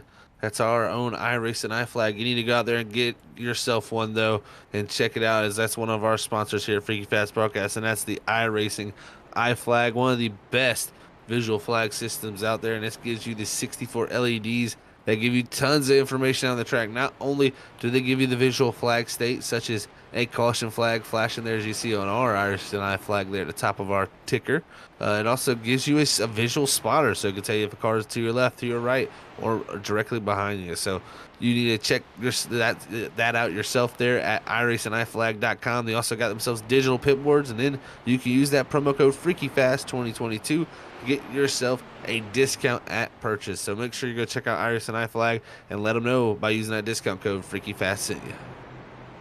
You gotta love our sponsors, love the racing they help us put on for all you race fans out there. And if you want to, be involved in this, go ahead and go look it up. Go to iRacing.com and just do your research. Great boost that this service has gotten, and just they keep improving it over and over. We've hit on it a couple of times, Zach. They're constantly doing updates. In fact, they're getting ready for Season 4 of 2022. So you don't want to miss that, ladies and gentlemen. Go and check it out. But right now, we are right now at Kansas Speedway for the Wicked Racing League Buttkicker Cup Series. You're not going to want to miss a thing, because we're going to have a lot of more action to come at you here in a little bit, with a couple of cars on a different fuel runs, but some interesting players cycling up to the front. Yeah, some interesting players cycling to the front, like I said here. So TJ Roberts going to be leading the way here. You're going to have Kubanek out front, in front of this field, trying to get the wave there, along with Mason Halsman. So the 78 and the 77 going to be looking to get the wave around, but the 3 of TJ Roberts going to have the lead. It's going to be Gavin Rogers in second, Blaine Wilson third, Alex Coffey fourth, John Curtis fifth. So an interesting top 5 there, but that caution definitely shaking things up here for the rest of this race. And right now, it's any man's game. Any man's game, any driver's game right now with all of the cycling, all of the strategies, all come down to this. We are 1 to go. The drivers are going to get side by side. Right now, 38 laps to go. We're going to go green with 37 laps to go as we see the 77, 78 make their way around and take that wave around for that short pit. But with 1 to green, 38 to go, fuel is no longer an option. We know these guys can make it on tires, Zach. We are going to go green till the end, or at least as far as we can, but we probably won't see any more pit stops. Yeah, if we do, it's going to be due to a caution here about 15 laps into this run. I think you might see someone maybe elect to do it then, but we'll have to see. It's always the question of what looms and how it's going to work out. So TJ Roberts in control of the lead here. Pace car lights are out, and we're going to get ready to go back. Green flag racing here it's getting down to the end here, Carl, and I tell you what, Roberts out front, Rogers in the inside. It's going to be aggressive up here on the front row. We are getting down to the nitty-gritty here at Kansas Speedway. Pace car is going to make its way down pit lane. The field in the hands of the 3, and the 3 is going to get a really quick launch on that outside row, leaving the rest of the field in the dust. He is taking that really high line, though, so no one can really draft off him, and he's going to go into turn 1 with no competition. But the 17, Gavin Rogers, with a great run, and the 7, Alex Coffey right behind him. Yeah, they're fighting hard, and Roberts into the wall off of turn 2, and big checkup for him as he's going to be slow, as it's going to be Blaine Wilton in the 00 Curtis going by him. A major moment for the leader of the last restart, but now Rogers well out in front of Alex Coffey. It's going to be mano a mano out front as Curtis takes over third. And that was really bizarre. TJ Roberts had a good restart, had the line, went into the corner, had to check up, and then it just went downhill from wall of contact to everything else. He does not look like he has the tires to stay with these guys. I wonder if maybe he might have unchecked that tire change selection, but we were going 3 wide behind Roberts for 5th position. The 19, the 11, and the 24 going into 3, and we remain 3 wide. 19 in the middle, and Roberts really struggling on that outside line, making that car stick, making that car turn, but we get through it caution-free, and Stephen Borbell gained about 4 or 5 positions in that 1 lap alone. Wow, what a moment there for last week's winner at Gateway. Borbell making spots, and it was Giovanni actually making contact to him on the inside. Luckily, it was clear of Roberts in this 3 on the outside, was able to slide up the racetrack, because that could have been bad if it was 3 wide. But right now, Roberts definitely dropping back on the older tires. He's setting himself up for, if we do get a caution here at some point, Carl, where he could have the freshest tires on the racetrack. Oh, but you said it yourself, Zach. You can't always count on that caution, and right now you lose enough track position, all of those tires aren't going to do any good. You're going to be so far back in the field that it's going to be extremely difficult to weave your way through and gain those positions, but that might be what the 3 of Roberts has in mind at the moment. And yeah, he definitely only spent 7.5 seconds on that last pit stop, so he definitely did not take tires, or if he did, maybe 2, but it is not going to pan out from right now as he falls further and further back from this field. Yeah, falling further and further back for sure in this 3 machine. And yeah, got that win earlier this season. I think that's maybe why he's probably playing this strategy here. So knows he maybe doesn't have a chance to get the win here tonight on raw pace. Maybe feels he needs a little bit of help there from the tires. So we'll see what the 3 elects to do. But at the moment, Rogers out front, smooth sailing for the 17 as he's trying to open the gap up. My question is, Rogers and Coffey, they seem to push really hard all night long and really push their tires. My question, does Coffey here go on this last run and say, I'm going to save a little bit and try to make a run at him at the end of the run?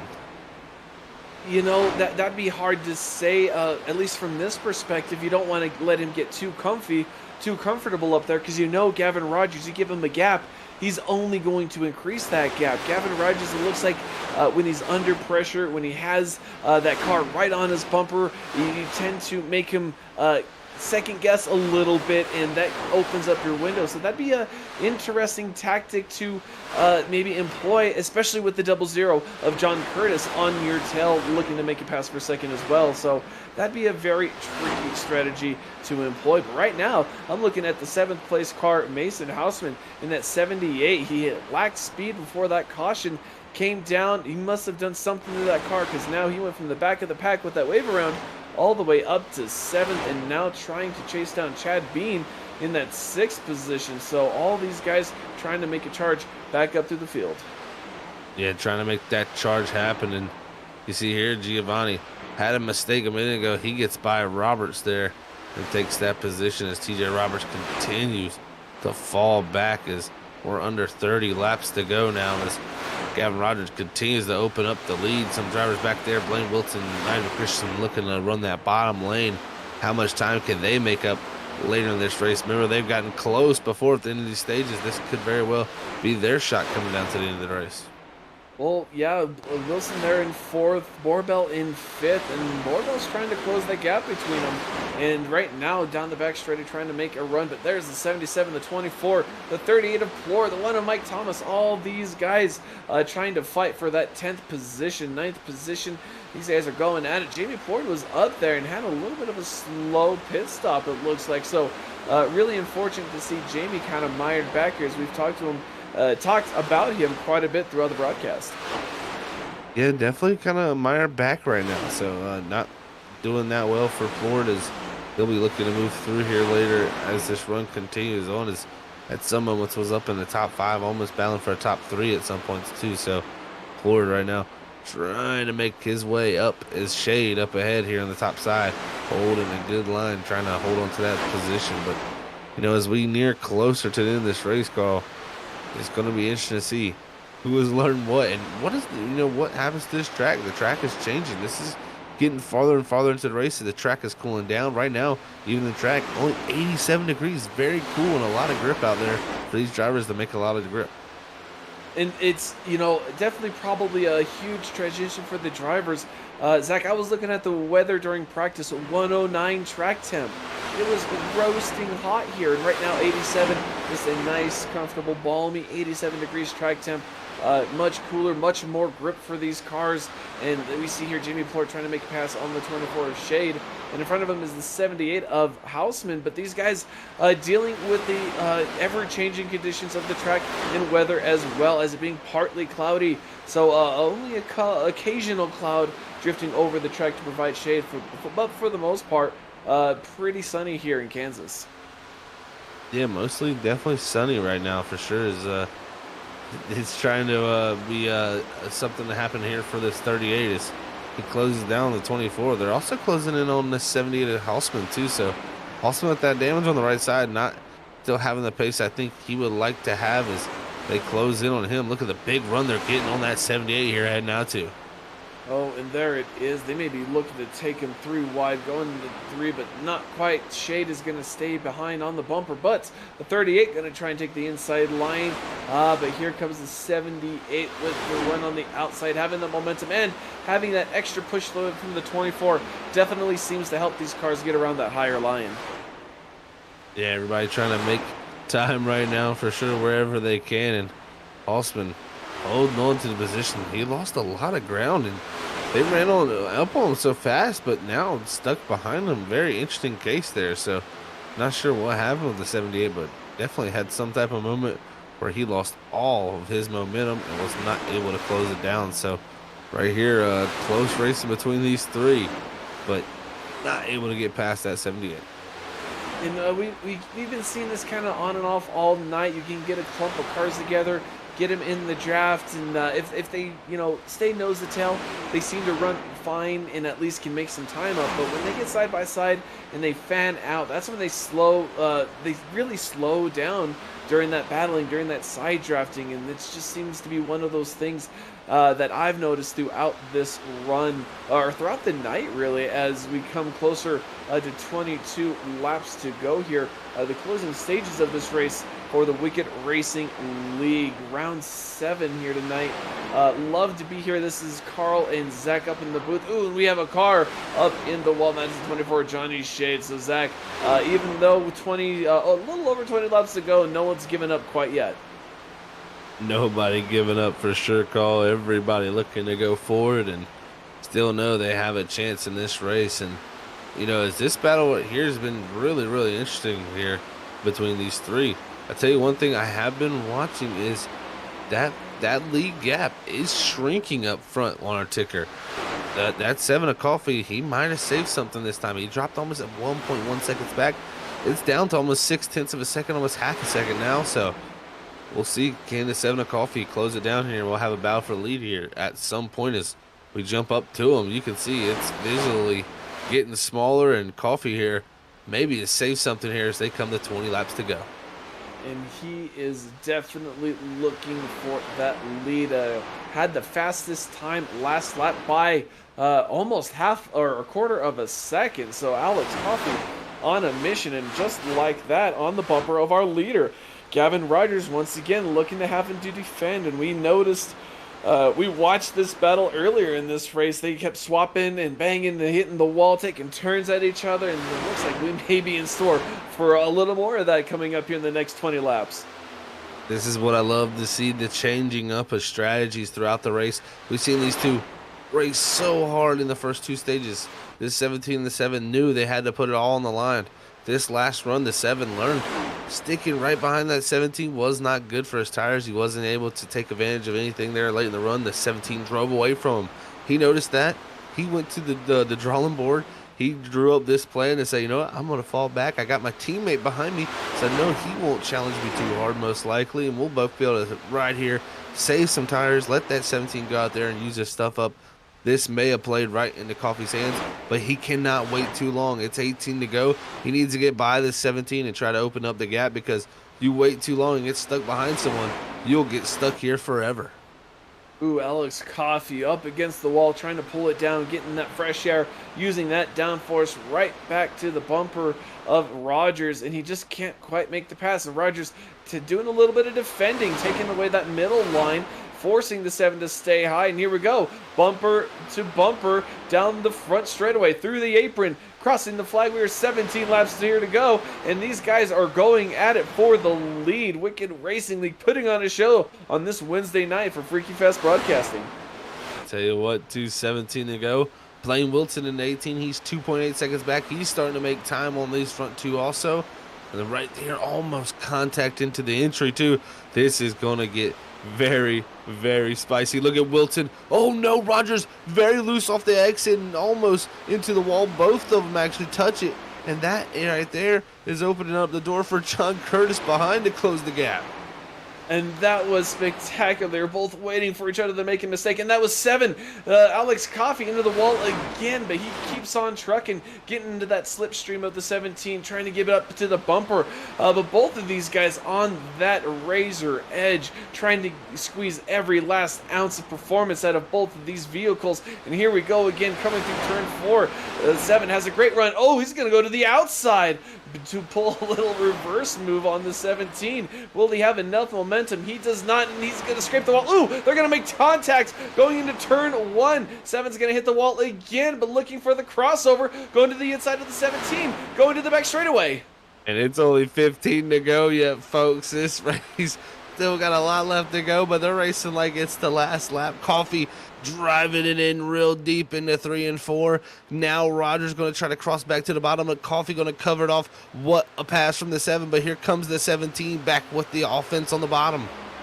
Here comes the 17 on the inside of our race leader, the 7, Alex Coffey, going into turn 1, inside, outside. The 17's going to wash up just a little bit, forcing the 7 to get out of the throttle. And we're coming, door to door, coming out of the corner exit, turn 2, down the back straightaway. You can see the 17 still at the corner paddle of Alex Coffey's car. He's going to dive down into turn 1, try and take that position away, but the momentum of the outside lane prevails, and that will cause the 7 to draw back up even and maybe even prevail in front of the 17. And that was just one lap around this mile-and-a-half course. We have 13 more to go.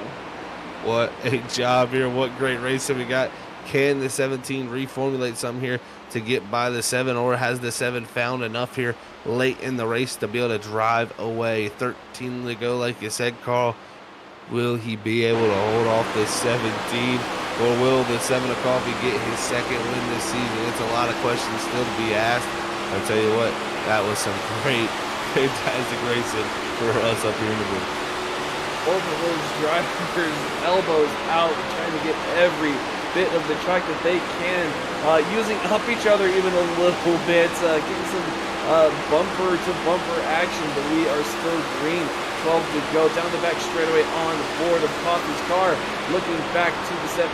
Gavin Rogers trying to chase down that 7, but you mentioned it, Zach. It's all about learning.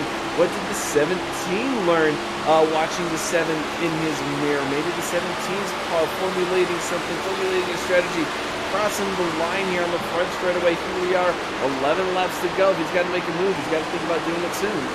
Yeah, he's definitely got to think about doing it soon, but I think he's been outplayed here. I think it's just not going to work out into the outside wall for Rogers here, as it's all slipping away late in the going again for him. This is similar to what happened to Gateway's second half of the race. Not going the best for Rogers, and he's going to slide back to second here, but again, hasn't finished outside the top 3 in all 7 races so far. If he gets another top 3 here tonight, or a second place finish, it's just going to be, at this point, just amazing consistency from that 17. And here we are looking at the 00. John Curtis about 1.6 seconds back of our leaders, and hot on his heels is the 18 and the 19 Toyotas, looking to try and gain more positions, who have been arguably the fastest cars on the track these last couple of laps, but they may be a little too far, too little too late to make any moves towards the front. But right now they have their sights set on that 00. Yeah, it's definitely still everything open for possibilities here. We still got 9 laps.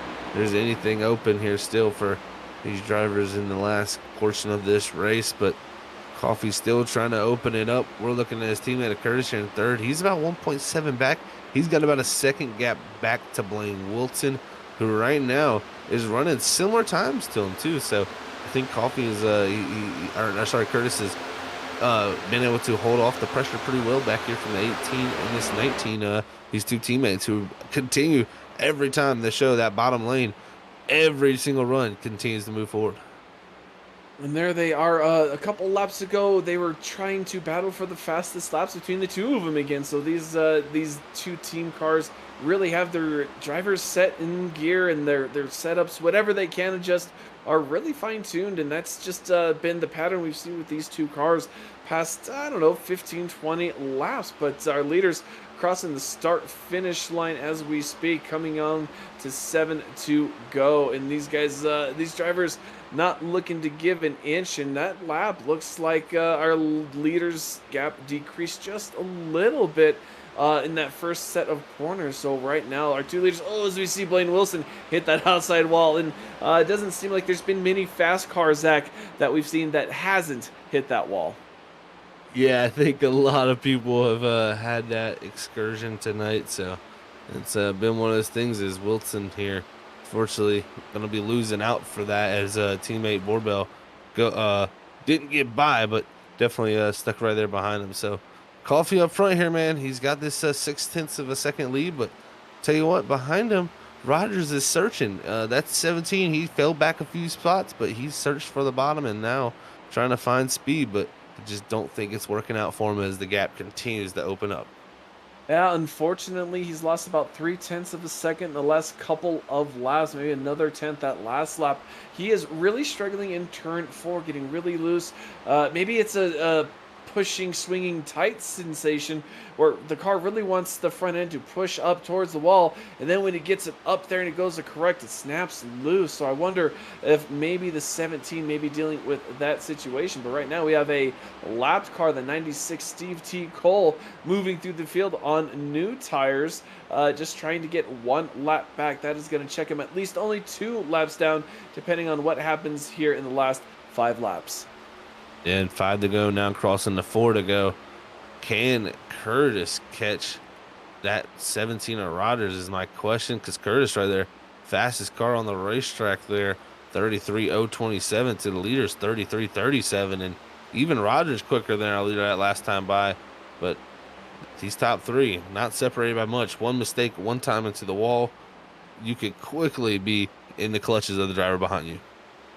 And it looks like John Curtis might have had one of those excursions with the wall in lap 2, or I'm sorry, in turn 2 coming out of it. So that's going to definitely hinder some of that progress that he's made to Gavin Rogers. But right now, still gaining a couple of tenths. Jamie Plord, the fastest car that lap around in the 38, making a pass for position there even. So some of these drivers that might have saved a little bit of tire running their fastest laps, or at least fastest laps of the track right now. But the 00, John Curtis actually cleared a couple tenths on the leader. So here he is trying to gain time on the 17. Here he comes, 2 to go, penultimate time here tonight, crossing the line for that 7 of coffee. He's going to be looking not only for his second win, but a big momentum boost heading into the rest of the season for the 7 machine. He's done the master class too, man. Played it right, went back to the drawing board, saved the tires, and got past the 17. Now in the 3 and 4 for the final time. And here we go for the final time, 3 and 4, with the 17 a comfortable 1 second behind them. So unless something bizarre were to happen, we are coming to the freaky fast white flag. 1 to go here for the Wicked Racing League Buttkicker Cup Series. We have seen domination by the 17, but here we go. The 7, Alex Coffey, using strategy, thinking of the long run, taking the lead with about 11 laps to go. And down the back straightaway for the final time into turn 3.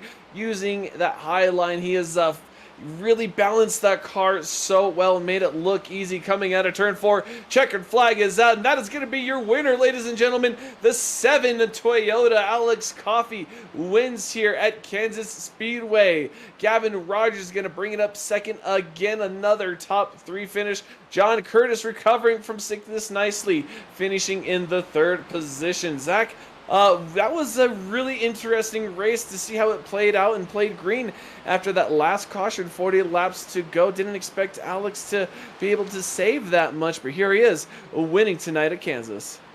Yeah, these are going to be some interesting interviews for sure, because that was intense racing. But Coffey, 2nd win of the season. He's going to be excited about this one, and he's going to burn it down here on the front stretch of the Kansas Speedway. And Alex Coffey, that is probably going to put him 2nd with Adam Buzzio being out. That's going to put him 2nd in the points. Not going to make a huge dent to the leader, Gavin Rogers, but it is enough to maybe help to keep those championship hopes alive. Ladies and gentlemen, don't go anywhere. We're going to come back. We're going to take off real quick, take a quick break. When we come back, we're going to have a chat with our top 3 finishes tonight. And, of course, our chat with our winner, that 7 of Alex Coffey. So don't go anywhere. We will be right back.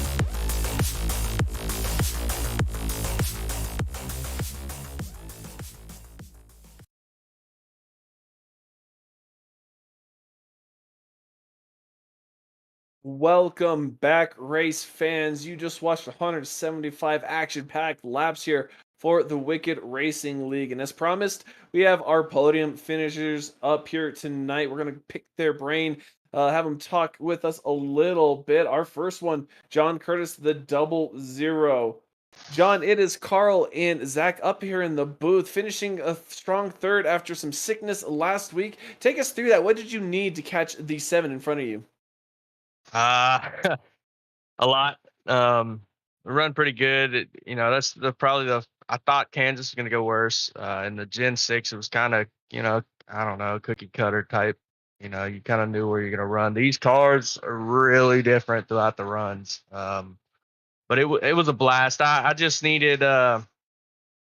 I don't know. I should have pushed it a little harder to start with. I was trying to save because I knew Blaine was quick on the long run, and I knew he was behind me. So I figured Blaine was going to get past me, Gavin, and Alex at the end. But it did turn out that way. So, but it was fun. It definitely was a fun race to watch for us up here in the booth too, John, man. So congrats on that third place finish here tonight, man. We head off to Bristol Dirt next week. How you feel about the dirt track? Oh, I'm excited. Cannot wait. It's one of the races I have wanted in this league when we started it, and should be a show. Let's just say that. Well, I can guarantee we are excited for your race fans are excited for it. Any fans you want to shout out to tonight? I got to shout out Alex's mom and my dad watching. Also got to shout out the guys at work. I think they're watching too. So, yeah, thank you guys for watching. Well, congratulations. We definitely look forward to seeing you guys go dirt track racing next week. Yes, sir. John Curtis, ladies and gentlemen, and right now our second place finisher, finished second last week, second again, hasn't finished outside the top 3 so far, but he is still looking for that very first win, the 17, Gavin Rogers. Gavin, it is Carl and Zach up here in the booth. Take us through that last stint, and with Alex passing you there at the end, did you burn your tires just a little too early there? Yeah, you said it right there, Carl. I mean, it was I didn't think about how many laps were left, and I just killed the tires. I really should have looked into how many laps were left. I wasn't expecting that many, I guess, because that second to last run, it was I guess I just thought it was gonna be as long as that last run, so I decided to push it like I did. I mean, and the other one, but yeah, I just killed my tires too much. But coming up second with a wrecking loose car there at the end, I'm proud of it. Yeah, definitely still a great finish, man, for your second place finish. Once again, 4 of them in a row, but we head to the Bristol Dirt Track next week. How do you feel like that sets up for you in the 17? Yeah, it's a wild card. I've always been pretty decent at dirt. It's one of my best tracks naturally, but in these big heavy cup cars, it's going to be a different one. Try to get as much practice as always, and hope to do the best I can. Well, I know I'm looking forward to it. The race fans are looking forward to it. Any fans you want to give a shout out to tonight? Yeah, first I want to shout out Gio. I know he had a tough night tonight. He had a bunch of blinking issues, and he was fast enough to easily run in the top 5. But I know hopefully he can get things figured out, and I know he can be up there in the front, no problem. And shout out to you guys as well. You guys produce some great racing at Freaky Fast Broadcast. Sponsors, Sundance Pizza, Jet Set Magazine. I got them over here on my wall. Next Level Karting, Next Level Motorsports as well.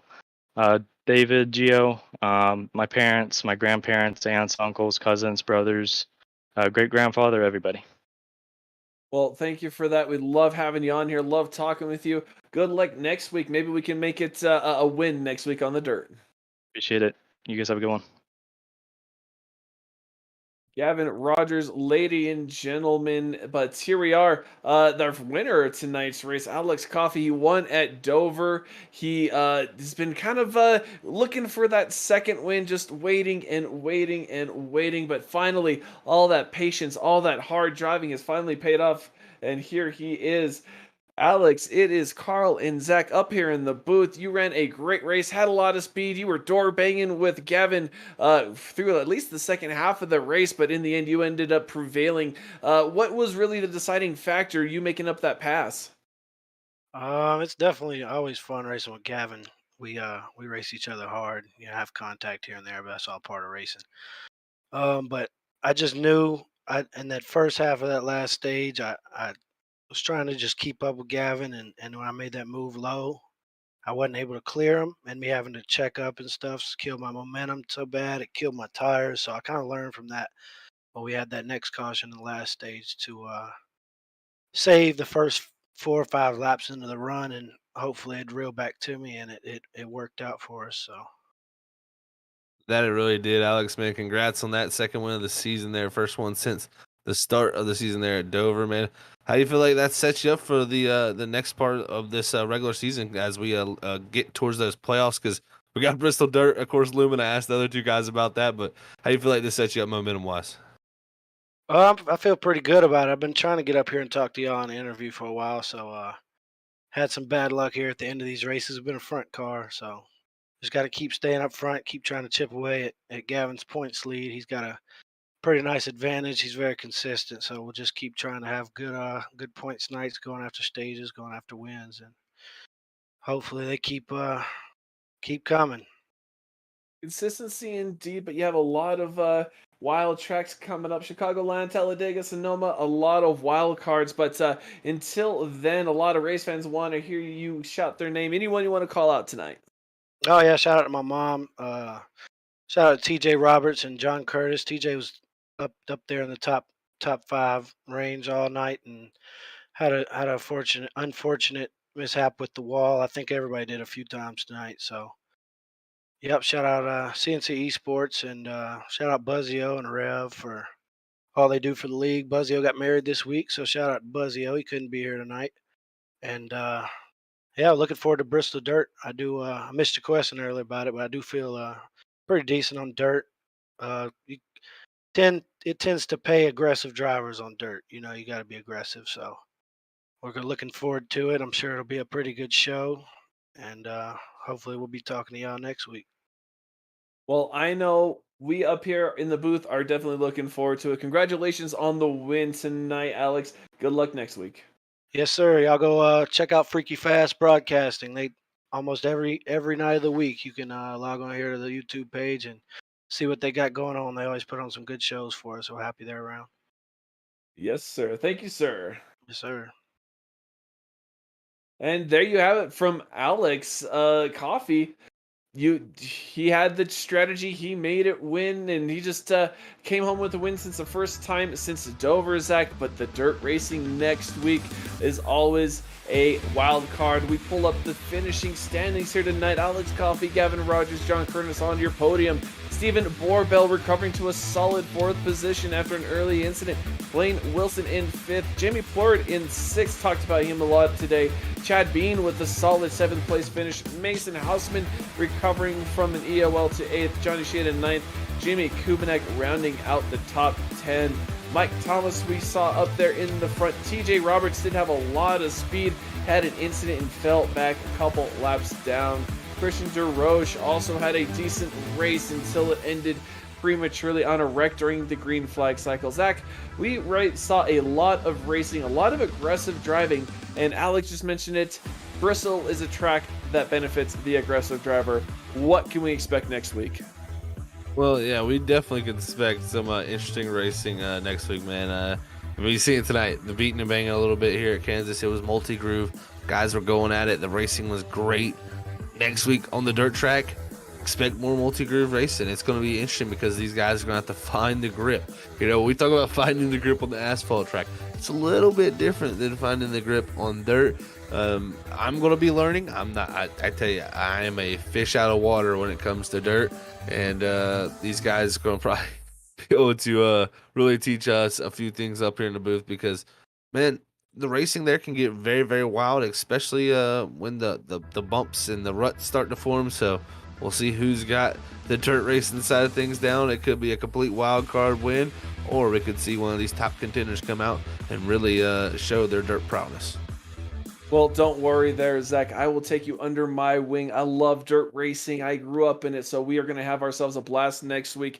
Ladies and gentlemen, you won't miss a thing next week, same time, same place. And we, as Alex said, at Freaky Fast Broadcasting, have stuff going on almost every night of the week. Thursday, Stars and Stripes. Saturday, WSSR. Monday, ISRC Trucks. You name it, you can find it here at Freaky Fast Broadcasting. So, until next time, stay safe, stay strong, and stay freaky fast.